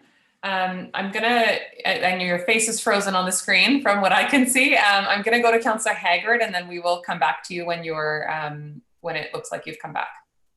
Thank you, Madam Mayor. I too am very pleased to hear that this property owner has made such good progress on completing actions as requested. Are the However, tenants? I'm much more comfortable with option 2, that we'd extend the deadline by an additional 30 days. Just because I feel that if they don't have a deadline, then they might start to slack off a little bit. So I'm more comfortable with the 30-day extension. Thank you. Thank you. Councillor Corbeil. Thank you, Madam Mayor. I too am excited to see that there's some major improvement going on, but I'm somewhat concerned, and Gayleen, maybe you can answer this question. You say they've hired a new manager. Is this manager actually a live-in manager to ensure that it doesn't slip back into, disrepair? No, the manager doesn't live on site, but the owner does live on site right now. Okay, and does the owner plan to stay there? He hasn't indicated whether he's staying or not. Although we did suggest to them when they were meeting with them on the 16th that they did obtain a live-in manager. So I think they have to renovate a few more suites before they can do or accommodate that. Okay, wonderful. Thank you very much. Thank you, and thanks for that question. I think that it is important for us, although I'm super happy to see the progress that's been made. And I very much appreciated on this property that the work started the day after we made the order. They were very prompt, and it looks like they have done a significant amount, but as we know, it all comes down to how the building is managed. So you can fix it up, but if it's not managed in an active way, it's going to go right back to how it was. So I think Councillor Corbeil makes an excellent point, and whether it's a live-in manager or the owner on site, I do feel that we need to make sure we keep the pressure on, and we could do that potentially once this process is wrapped up, would be looking at a nuisance designation as well. So I think council, at the end of the day, regardless, will want to make sure that we're keeping our focus on this building, appreciating that it has improved, but making sure that it doesn't slip back into disrepair. Councillor Solda. I'm sorry, I lost your internet. I have no idea why it's like this. But anyways, I don't know how much you heard and where I went. And none, we heard none. Okay. The biggest question is all the tenants that were in these, in the apartments up above Port Prep, were they evicted or did they find placement? What happened to the people that were there? Does anybody know? I can answer. Not everyone was evicted. There's still residents that are still there, and the only ones that I'm aware of that were evicted were the troublemakers, or the ones that were not actually quote living there or didn't have an agreement to stay there. So that's what they've been working on. Thank you. May I ask how many apartments there were? There's approximately 40. Madam Mayor, may I ask how many?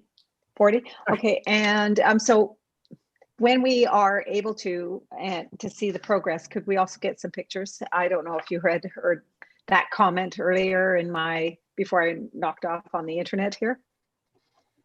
So when we have a progress report, I'd like to see some visuals too, please. Absolutely. Thank you. Okay, Councillor Haggard, would you like to read the motion that's there? Thank you, Madam Mayor. I'd like to move that council direct staff to refrain from considering enforcement measures so long as significant and appropriate progress continues to be made on the part of the property owner manager on completing the outstanding remedial action requirements as ordered by council at its meeting held September 14th, 2020. Further, that council revisit this matter at its regular meeting on November 23rd, 2020 to ensure remedial action requirements have been or are continuing to be met. Thank you. Is there a second? Seconded by Councillor Poon. Any further comments? Seeing none, all in favor? Carried. Thank you. And thank you, Gayleen, for your work on this. Next, we have the RCMP department. We have Officer in Charge, Inspector Eric Rochette, in attendance to provide the third quarter report. Welcome. I'm Mayor Council. Good afternoon. I'm just going to go over some of the numbers. And then obviously, if you have any questions during or after, please feel free to ask. just the 4 points I wanted to highlight it on the front page. So during this quarter, which we received just shy of 3,800 calls for service at the Port Alberni detachment. 3,164 of them were related to the city of Port Alberni. Like you can see, the number of criminal offenses are down by 9% compared to the same quarter last year, as well as the number of break and enters and theft from vehicles are significantly down compared to last year.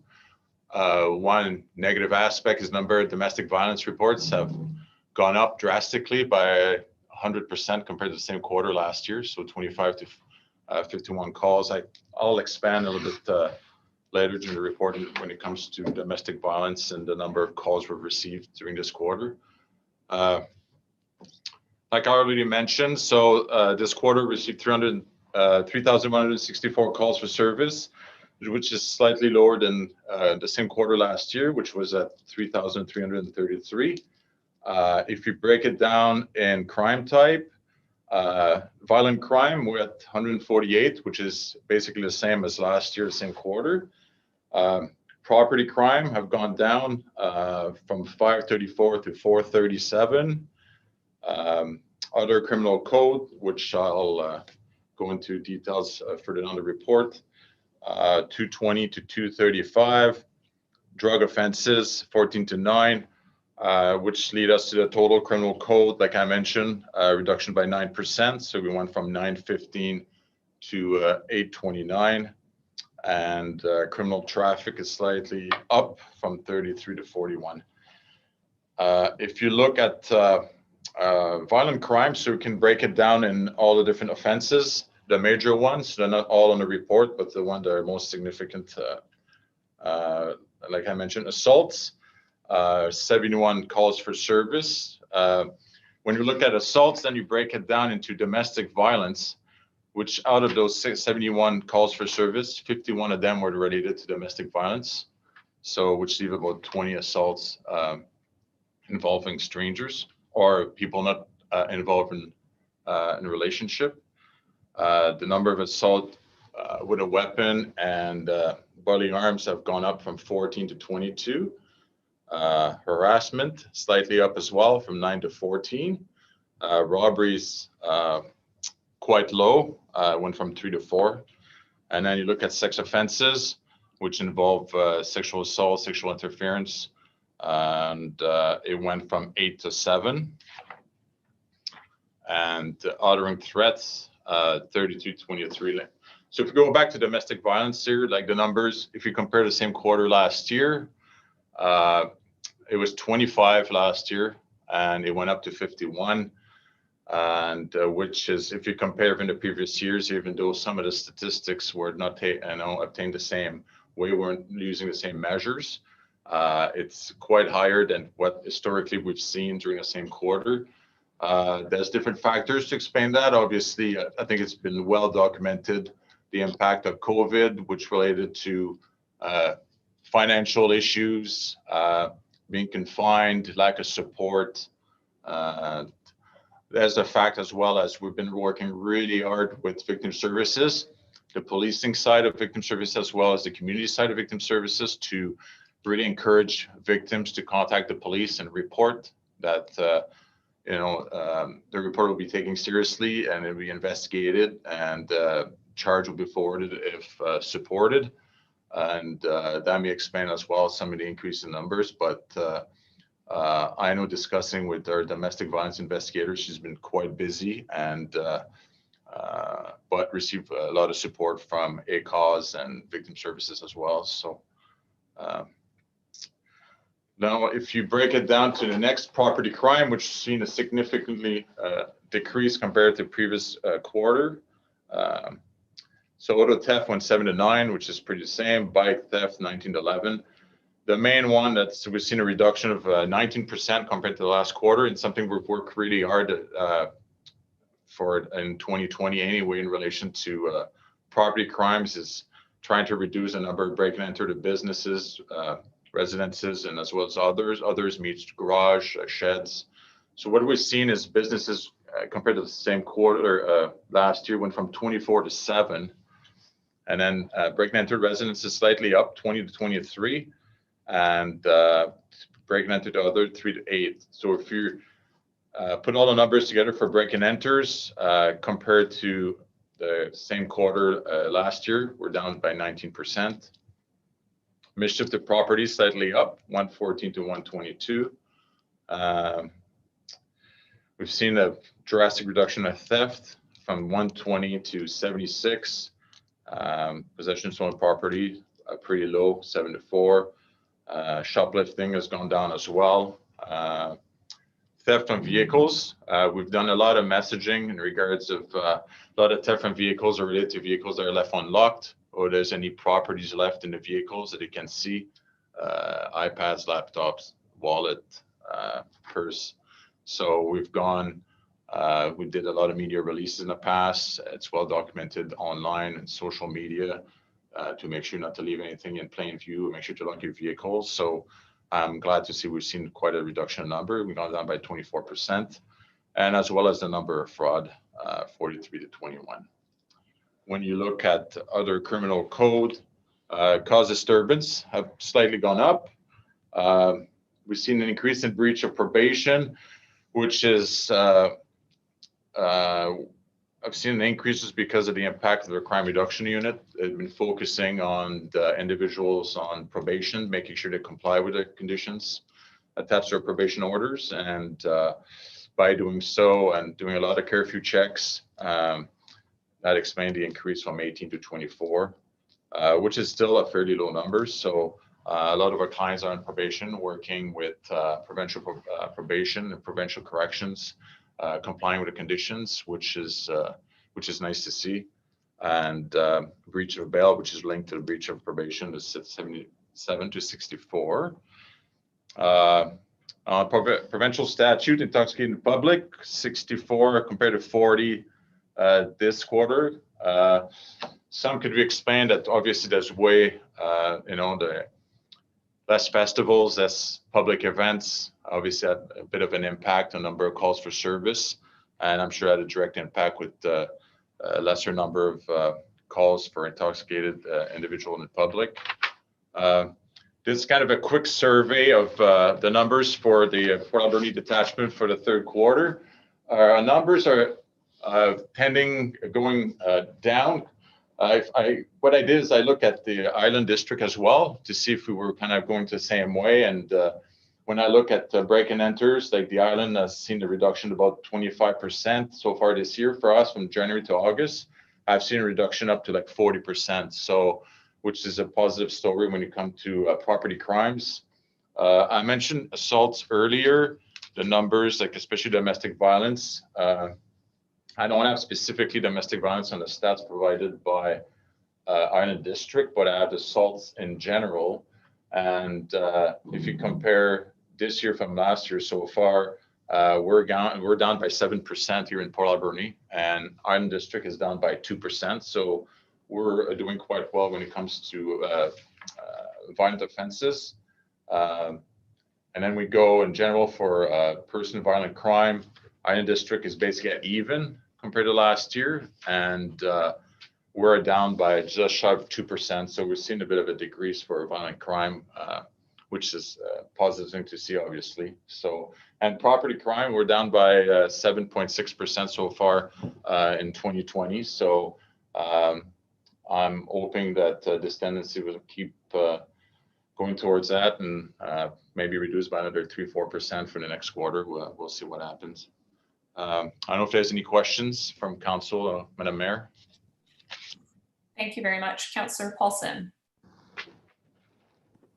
Thank you for your report, Inspector. And I'm just curious, like our break and enters have been tied to repeat and prolific offenders.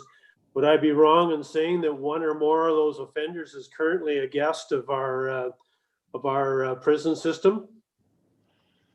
Yeah, so just, like obviously, especially when it comes to property crimes, and that's why I'm pretty pleased with the work done by the crime reduction units, is a lot of those property crimes are committed by a really small number of individuals. And I know, like, in my, at least 3 that I'm aware of that are currently in custody. So that's obviously have a positive impact on the stats for the detachment. Now, we're going to be made aware when they get released. And again, we work with corrections and make sure that we enforce any bail orders or probation orders that those individuals will be on. And then hopefully we'll be able to keep property crimes down.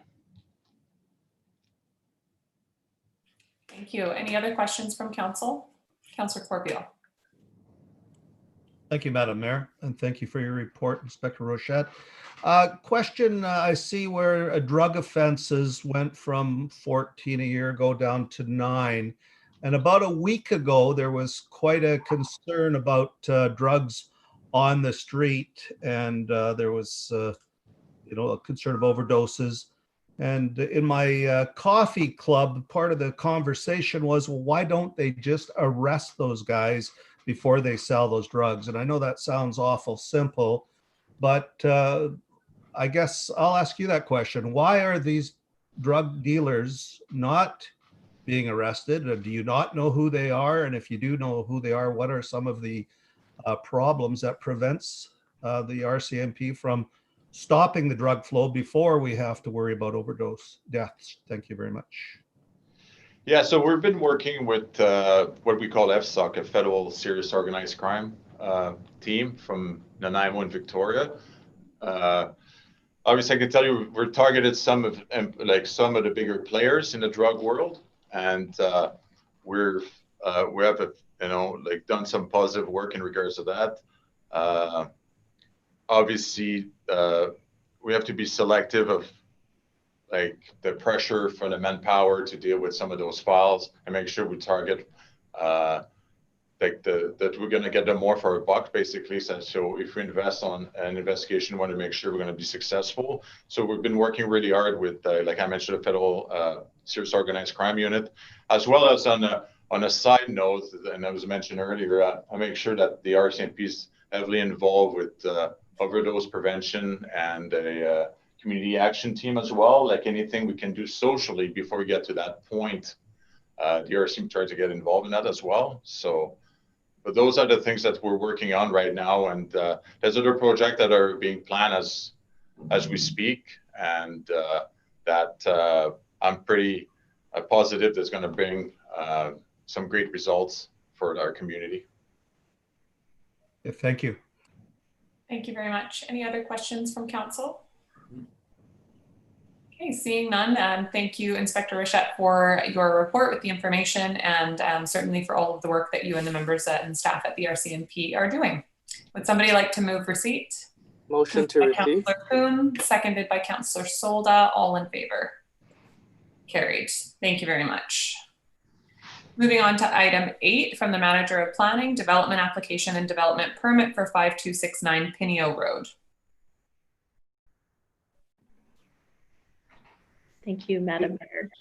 So before you for consideration is an application for development permit number 20-06 with regards to the form and character of a second residential building at 5269 Pineo Road.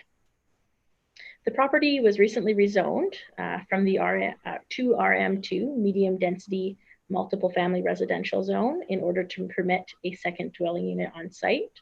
There's currently one existing single family home and a shed located on the property, and a covenant now restricts development of the property to only one additional dwelling unit that is limited to 750 square feet in size. The subject property is also located in development permit area number 1, multiple family residential. The applicant has submitted plans and building renderings in support of their development permit application. So the elevation plans illustrate the exterior appearance of the building, and the materials and colors we think will provide for an attractive and contrasting building detail. A building location certificate has confirmed that the siting of the proposed building complies with the zoning bylaw requirements and site development regulations. Overall, the form and character of the proposed building is complementary to the built environment in the surrounding area, as it predominantly fits in with that single family character. The Planning Department supports the issuance of development permit number 20-06 for 5269 Pineo Road, as the proposed building sufficiently meets the form and character guidelines. Thanks. Thank you very much. Are there questions from council? Okay, seeing none. Councillor Paulson, would you like to read the motion?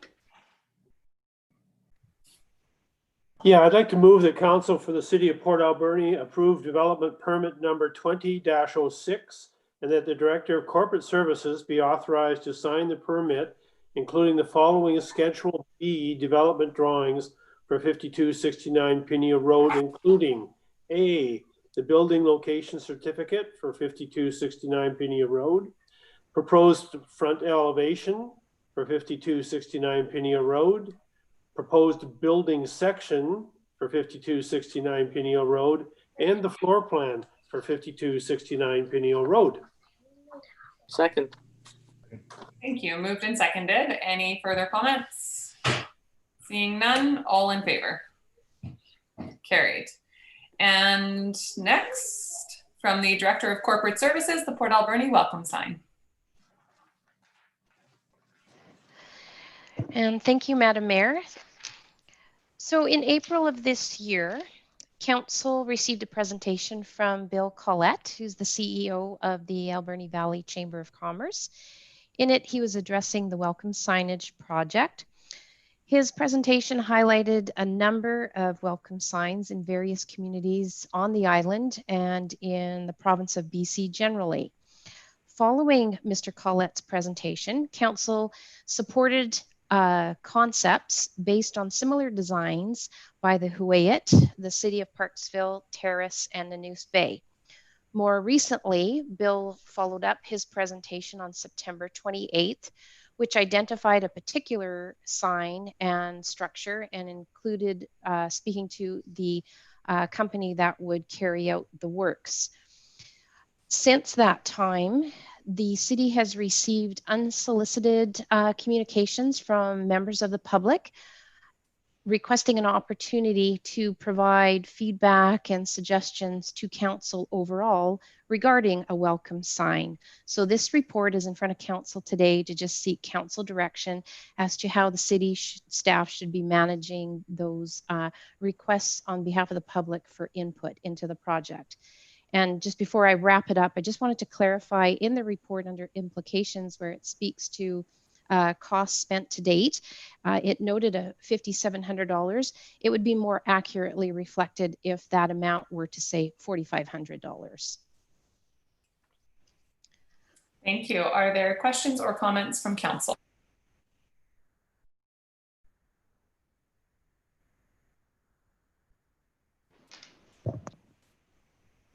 Shari, you're frozen. Oh, there you are. I wasn't sure if I was the one frozen or all of you.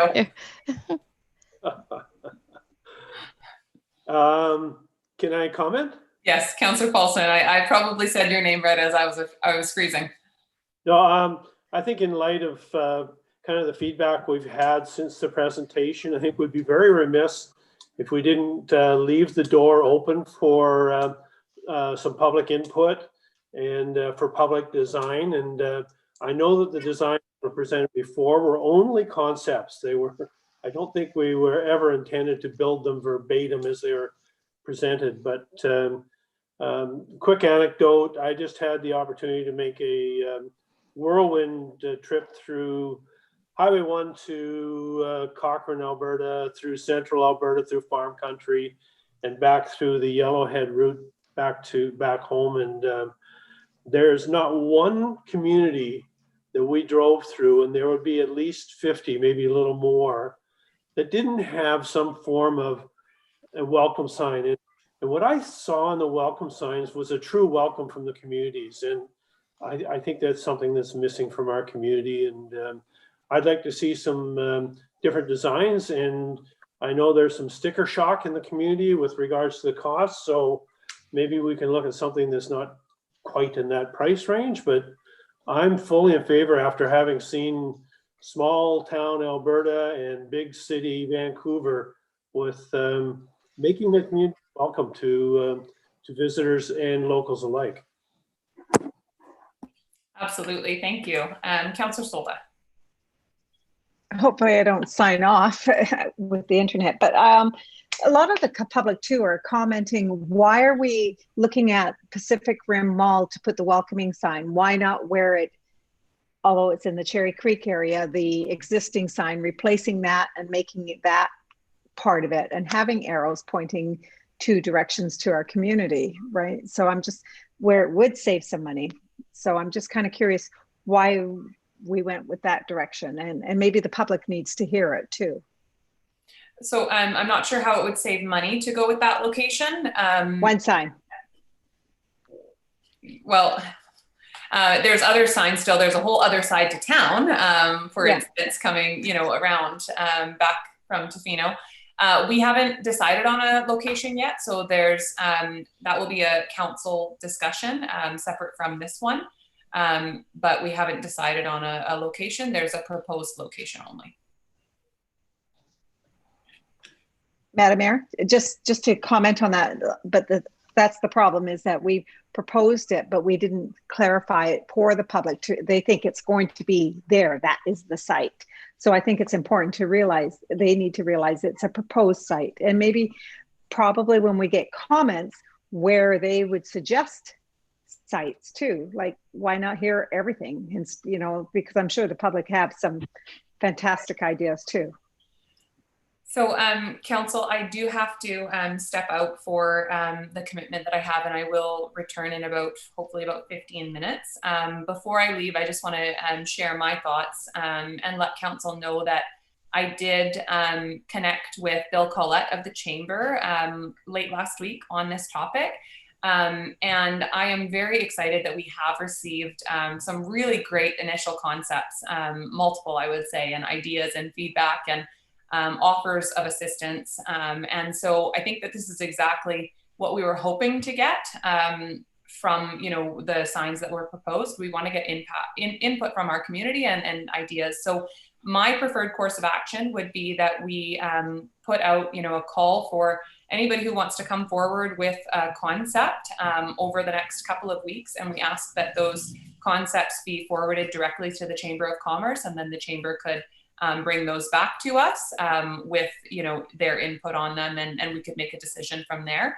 I have personally seen a couple of signs that I would love to just put up tomorrow, and that would be well within the budget that we set out of $25,000. So I think that there is great potential here that we can, you know, get possibly some even better concepts, but I think there's great potential that we can find a sign within our budget that is that, you know, will represent our community in a meaningful way. So that would be my preferred course of action, but I will leave it to Council, and I will turn this over to Councillor Haggard, and I will return hopefully very shortly.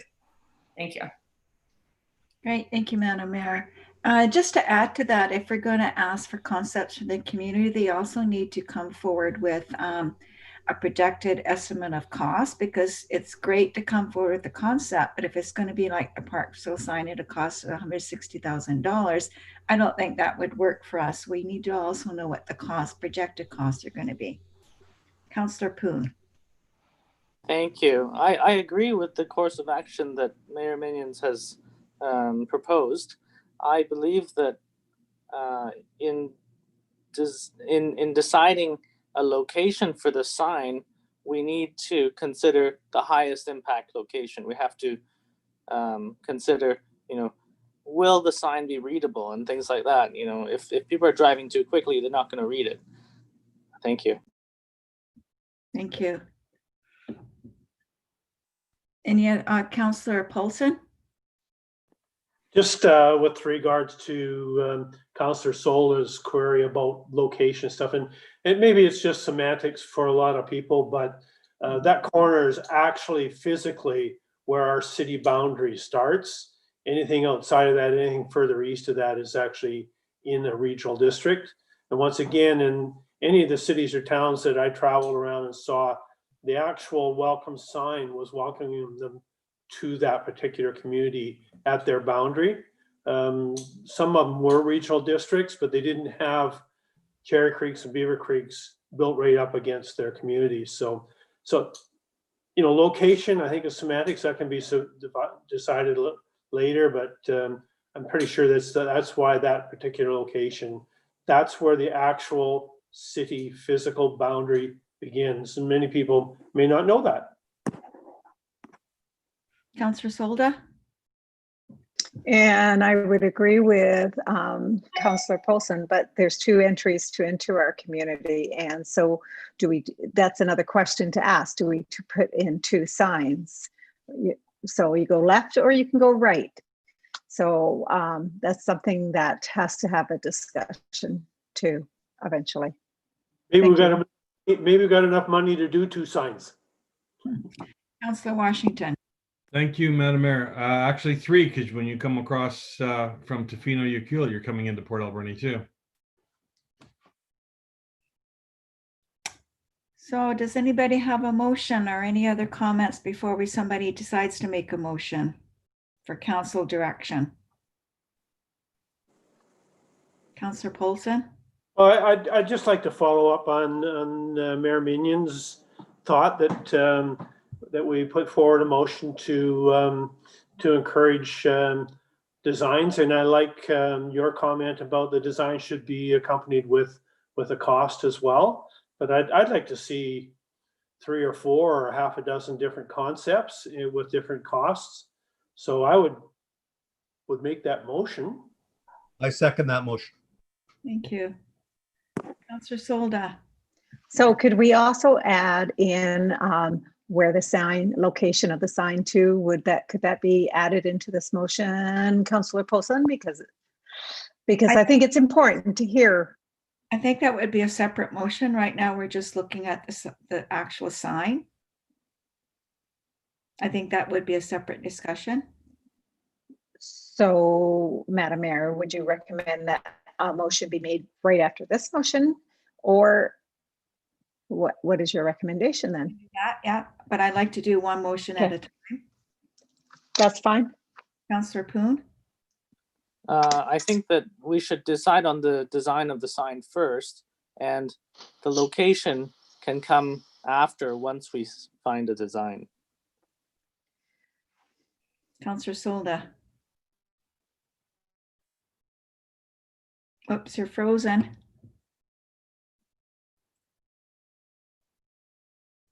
Councillor Solda, you're frozen. We'll go to Councillor Washington. Thank you, Madam Mayor. And also, we got to make sure that everything goes through Mr. Collette up at the chamber so we don't start fielding things from all directions. So everything's got to go into the one pot before we can make that decision. Thank you.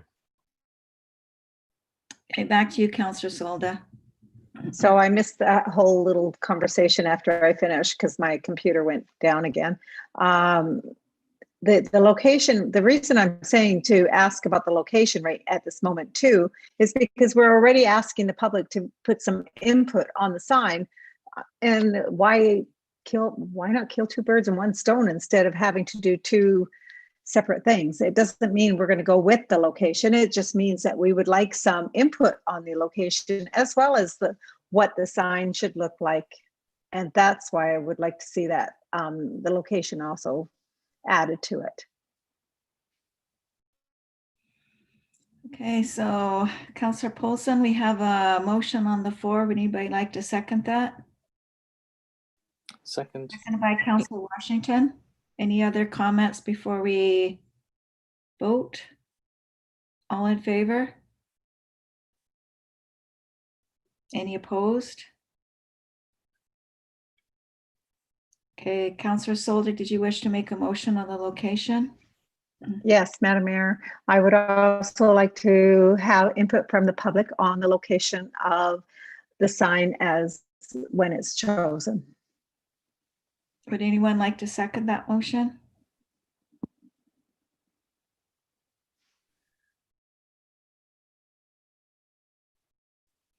Okay, so we don't have a seconder, Councillor Solda, so I guess that will be a discussion we'll have for a later time. City Clerk, did you get enough information then for the city to move forward? Yes, I did. Thank you. Okay. Okay, thank you, everybody. That takes us to point number 10. Direction of Corporate Services on Daycare Spaces Creation Project. You'd like to talk about that, please? Yes, thank you. In April 2020, Council authorized an amendment to the city's 5-year financial plan that permitted the city to reach out and engage services of Marcy DeWitt Consulting and Waymark Architecture. And the purpose behind that was for them to explore daycare spaces on behalf of the city and to put the city in a position to take advantage of grant funding, which we knew would be coming down the latter part of this year. So the proposed childcare facility will be a purpose-built Reggio Emilia inspired center with the intent on creating 80 spaces with a focus on infant, toddler, and after-school spaces to families in the Alberni Valley. The project concept was initiated by the city and inspired by needs identified in the 2019 Child Care Needs Assessment. The province did announce a second call for applications with a deadline of November 1st. Our consultants have prepared the works necessary and compiled our application and are in a position to submit that on behalf of the city. So the recommendation before council this afternoon is that they authorize staff to proceed with an application to the Childcare BC New Spaces Fund, creating new spaces for the purposes of the childcare center here in the Alberni Valley. Great, thank you so much. Any questions or comments from councillors?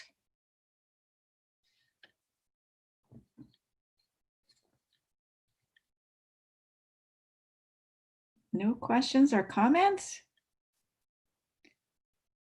Is anyone ready to make a motion?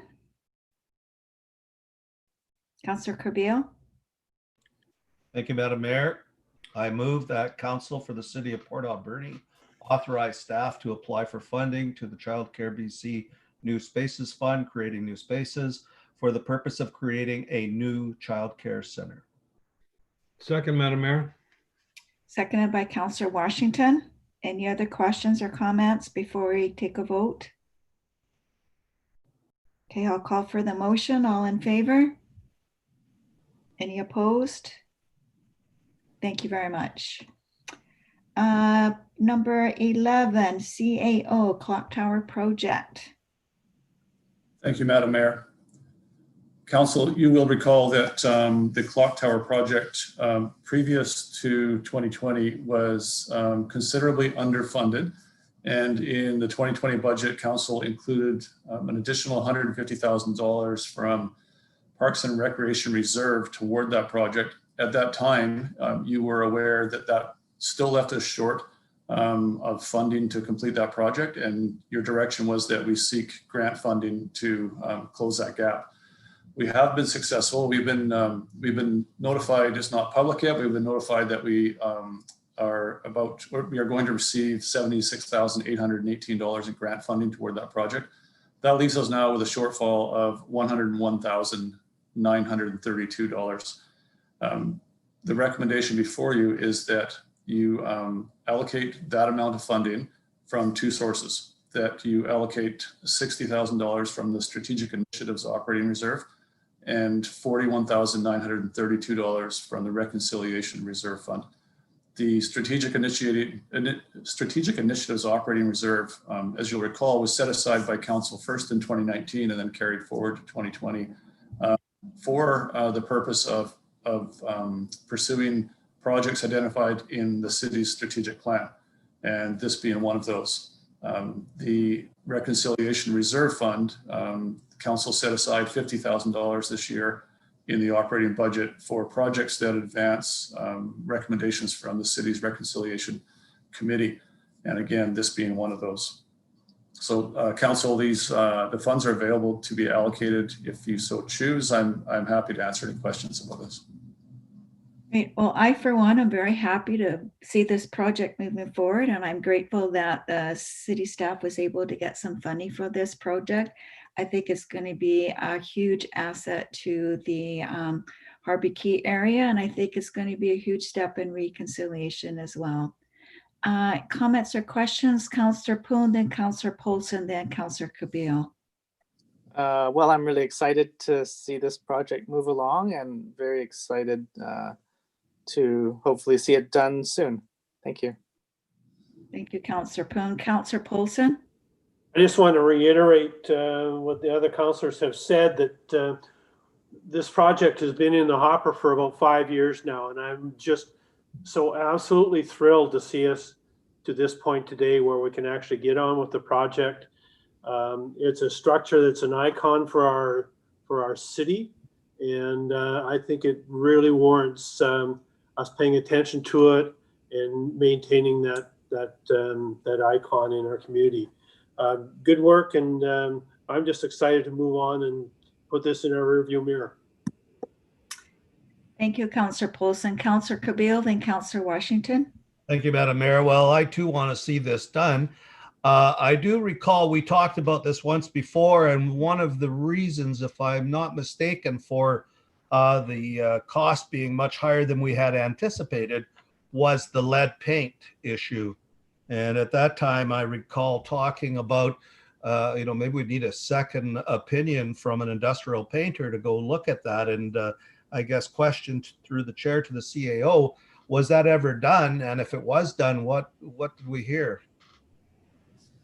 Madam Mayor, when the city went to tender on this project, the only bidder at the time was Bowerman, and Bowerman has subtrades that would work for him and local subtrades.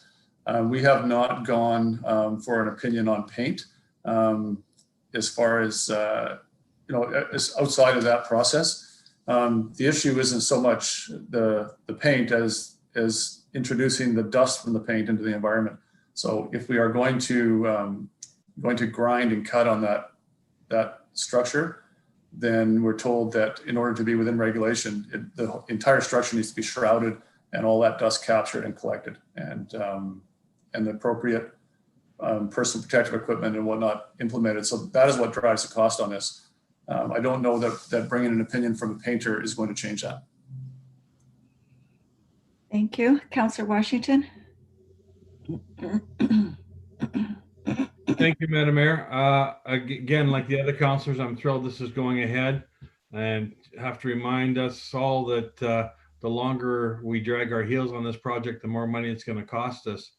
And like the CAO says, you're going to have to shroud the structure anyway to catch anything. So I'm assuming the paint will be part of that catch-all. So let's just forge ahead with it and get it done before it costs us even more.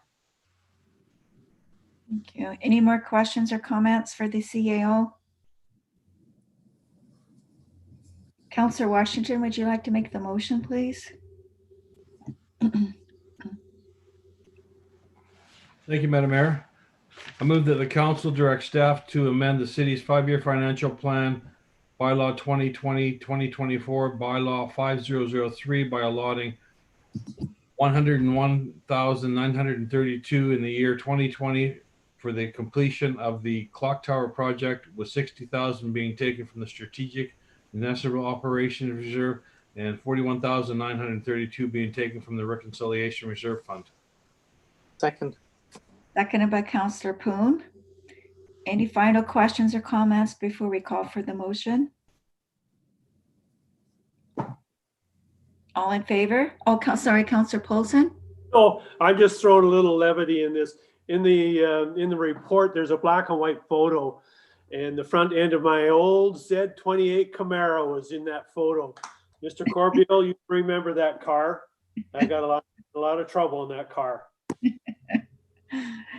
Thank you for that. I'll call for the motion now. All in favor?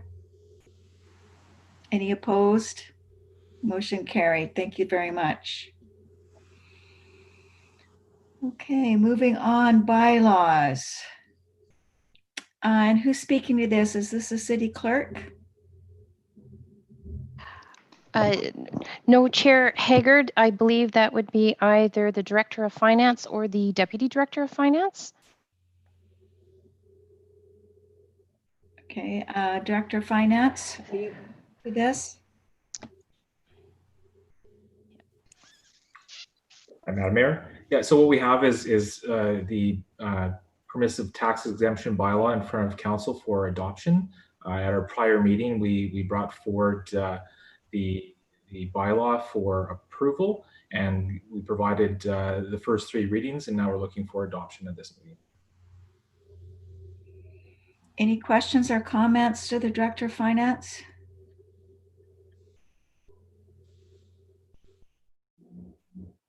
Councillor Corbeil, would you like to make the motion, please? Thank you, Madam Mayor. I move that places of public worship exemption amendment number 1, bylaw number 4998-1 be now finally adopted, signed by the mayor and corporate officer, and numbered 4998-1. Second. Councillor Paulson, any final questions or comments? All in favor of the motion? Any opposed? Motion carried. Okay, any correspondence for action?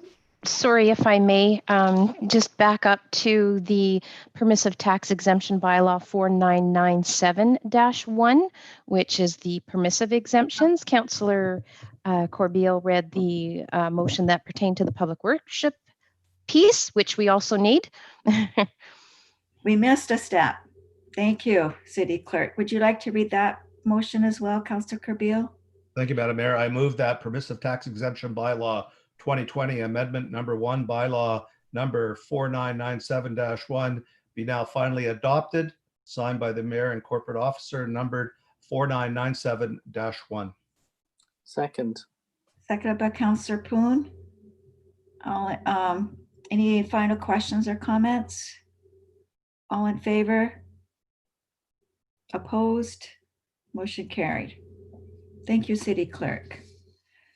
No correspondence for action, no proclamations. City Clerk, can you go over correspondence for information, please? Certainly. So we have 5 items of correspondence, one from Mr. Smith, who's the superintendent of schools, and he's speaking to the name change of School District 70, going from School District 70 Alberni to now School District 70 Pacific Rim. We also have correspondence from UBCM President Brian Frankel, who is thanking Councillor Poon for all her work as Director at Large over the past year as she sat on the executive. We have correspondence from the, sorry, just a little out of order on your agenda, correspondence from the Poppy campaign for 2020, and it's from the Poppy Chair, Tim Murphy, and they're speaking to the fact that the ceremony will take place at the Field of Honor in Greenwood Cemetery, but with response with the ongoing COVID, no more than 50 people are allowed in attendance, and they roughly have 40 spaces available for the public. We have a press release from the Port Alberni Port Authority, which is speaking to the significant benefits to the community regarding their floating dry dock. And then lastly, we have correspondence from Dr. Bonnie Henry, as you know, our provincial health officer, and she's encouraging the city to work with the health authority to make spaces available for immunization, issuing immunization services in the fall. So just for council's information, city staff are working with Island Health to make city facilities available for that. Thank you so much. Councillor Poon. I have to say I'm really excited about the dry dock project, and I hope we can all help push it along. And I'll move to receive items 1 through 5. Thank you. Would anybody like to second that motion? Seconded by Councillor Paulson. Before we call for a vote, I was wondering if I could call on the Economic Development Manager to also speak on the floating dry dock report. I hate to put you on the spot, Pat, but I know you're very familiar with the project, and just for the public, if you could speak to it, if you don't mind.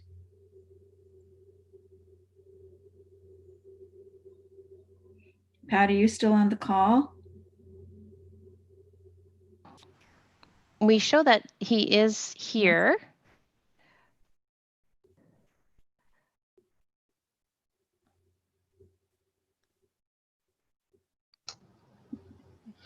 Oh, he unmuted. Sorry, I just stepped out for a minute. Sorry, Pat. Yep. I was wondering if you would mind, I hate to put you on the spot, but I was wondering if you mind just speaking on the floating dry dock report. I think this is a very valuable document. I know you're very familiar with the project, so I was wondering if you could just speak to it for the public. Sure. So the Port Authority and Canadian Maritime Engineering commissioned a social and economic impact study and hired a consulting firm to go ahead and do that. CME paid the freight on it. The Port Authority has really done a fantastic job of synthesizing the report, developing a brochure, a three-fold hard copy brochure that summarizes the many pages in the report. And we think the timing is really appropriate during the lead up to the provincial election. The Premier did make a comment about the need for the ship repair industry in the province. We were all over that remark. The mayor, your dry dock committee, Councillor Haggard and Paulson, and the Port Authority, myself, the CAO, all of us had conversations that followed on that, either with the candidates for election or people in the province in the governor's office to support that. And now that once the election dust is settled, I'm sure that the committee, the Port Authority, and the city will all be moving forward through their own channels to deliver on that. I think the Port Authority recommended a social as well as an economic impact report, and they note that in this day and age, the social impacts and the involvement of the Indigenous community and the vulnerable, the unemployed, is as important to senior levels of government as the economic impacts. So we're thrilled. The report does indicate that CME, North Island College, are moving forward with a 55 person Indigenous apprenticeship program over the next few years. I think quick summary. Thank you. Thank you so much, Pat. Councillor Paulson and then Councillor Washington. Yes, just sitting on the committee for the last number of months with Councillor Haggard, Councillor Bill as well. For anybody who doesn't know actually what a floating dry dock is and how it performs or what it looks like, there's some great videos on Google. If you just Google floating dry dock, there's some video on actually how it uses. And the one video that I saw was them taking a cruise ship out of the water. And the thing about the floating dry dock is it's a completely enclosed unit, so that you pull a ship out of the water.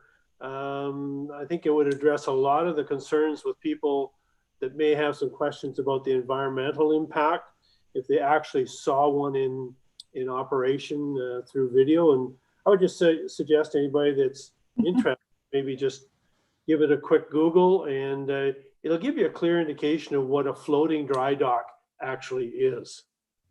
Thank you, Councillor Poulsen. Councillor Washington. Thank you, Madam Mayor.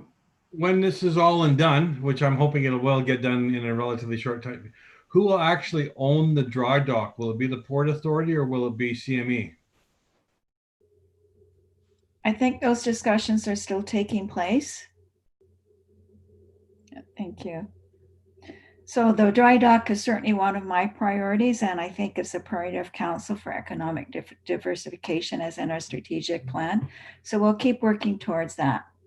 So I have a motion to accept the correspondence, and it's been a seconded. So any other questions or comments? Okay, all in favor? Opposed? Carried. And I see that Mayor Minions is back, and we're on number L, Council reports. Thank you, Madam Mayor. Thank you, Councillor Haggard. Okay, we have no report from in camera, so council reports. Are there any items councillors would like to highlight or speak to in there from their activities over the last 2 weeks? Councillor Paulsen. Levity again. Ha! I'm the only guy that put one in this time around. But I do apologize for the length of my report because I was quite remiss in not reporting for some time. Also in there is a fairly lengthy report from my experience at UBCM for anybody who wants to have a quick peek and get a flavor for what went on there. So thanks for receiving the report, and next time is next time.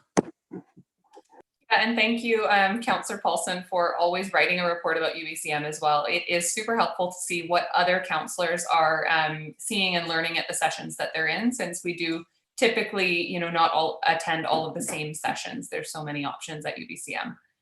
Any other highlights? Okay, with some, Councillor Poon. Oh, motion to receive. Okay, motion to receive. Is there a seconder? Seconded by Councillor Washington. All in favor? Carried. Thank you. And new business. Councillor Washington. Thank you, Madam Mayor. Would it be possible to get an update on the Harborview Apartments? I know when we had our video meeting with Mr. Chambers, he was talking about his bionic cameras. Can we get an update? Sure. CAO, are you able to give any update at this time? Madam Mayor, I'm not in a position to give you any specifics, and I don't know if our director or manager of community safety is on the call still. So I think rather than do something ad hoc, I see the fire chief's just come on. I'd really rather not off the cuff start talking about somebody's building. They've asked for an extension. We've allowed an extension. We'll have a report for you on the next meeting. That's all I was looking for, Madam Mayor, was one for the next meeting. Okay. Thank you. And I think we can all see driving by at least a visible lack of action there. So hopefully there's activity going on within the building, fixing up that we are not seeing. But that's, I think at this point, it's clear where it's at from just an outside perspective. So for new business, I would like to move that we direct staff to prepare the RFP for the LED screen for the multiplex with no commitment for funding to be brought forward in our 2021 budget. Second, Madam Mayor. Okay. So seconded by Councillor Corbeil. Is there further conversation on this? Okay, then I will just say that for me, it is important to really be firm in that we are not at this time making any commitment to funding this project, regardless of the merit of the project. I just want us to be able to gather the information that we need so that we're able to evaluate this on an equal basis with other projects and in the context of our overall financial position at budget. So with that, I will call the question on the motion. All in favor? Any opposed? None opposed? Carried. Any other items of new business? Councillor Solda. Madam Mayor, I would like you, Madam Mayor, to write a letter on behalf of council to Josie Osborne, our new MLA, as well as any other appropriate new government, and say we're looking forward to working with them. Yes, so I have reached out on behalf of council already to congratulate Josie on her victory as our MLA. Certainly want to thank the other candidates who chose to put their name forward, specifically obviously Councillor Poon, but the other candidates that ran as well, just for dedication to representing our community. I was really pleased to see, you know, the all candidates meetings and just what did go on. I think that everybody, all of the candidates showed a strong desire to represent our community, but very much looking forward to working with Josie as our MLA. Thank you. Councillor Haggard. I'm not sure if this would be appropriate for all of council or just the mayor, but I know it's very early in the process, but maybe just put on your radar that to have a meeting with our new MLA in order to discuss what the priorities are for our community, so that she has a good understanding of what our community's priorities are and what our council priorities are. Thank you. Absolutely. We'll start with writing a letter, just, you know, congratulating, and then I think that we certainly will reach out for a meeting as soon as the time is appropriate, for sure. Okay. So with that, seeing no additional items of new business, we will go to question period. City Clerk, are there any questions received? No, Madam Mayor. Okay. And then we will get a motion to close the meeting, and I will just let the public know that typically we hold a special meeting for our in-camera meetings. And those are, you know, there's a notice provided outside of a council meeting as it is a separate meeting on its own.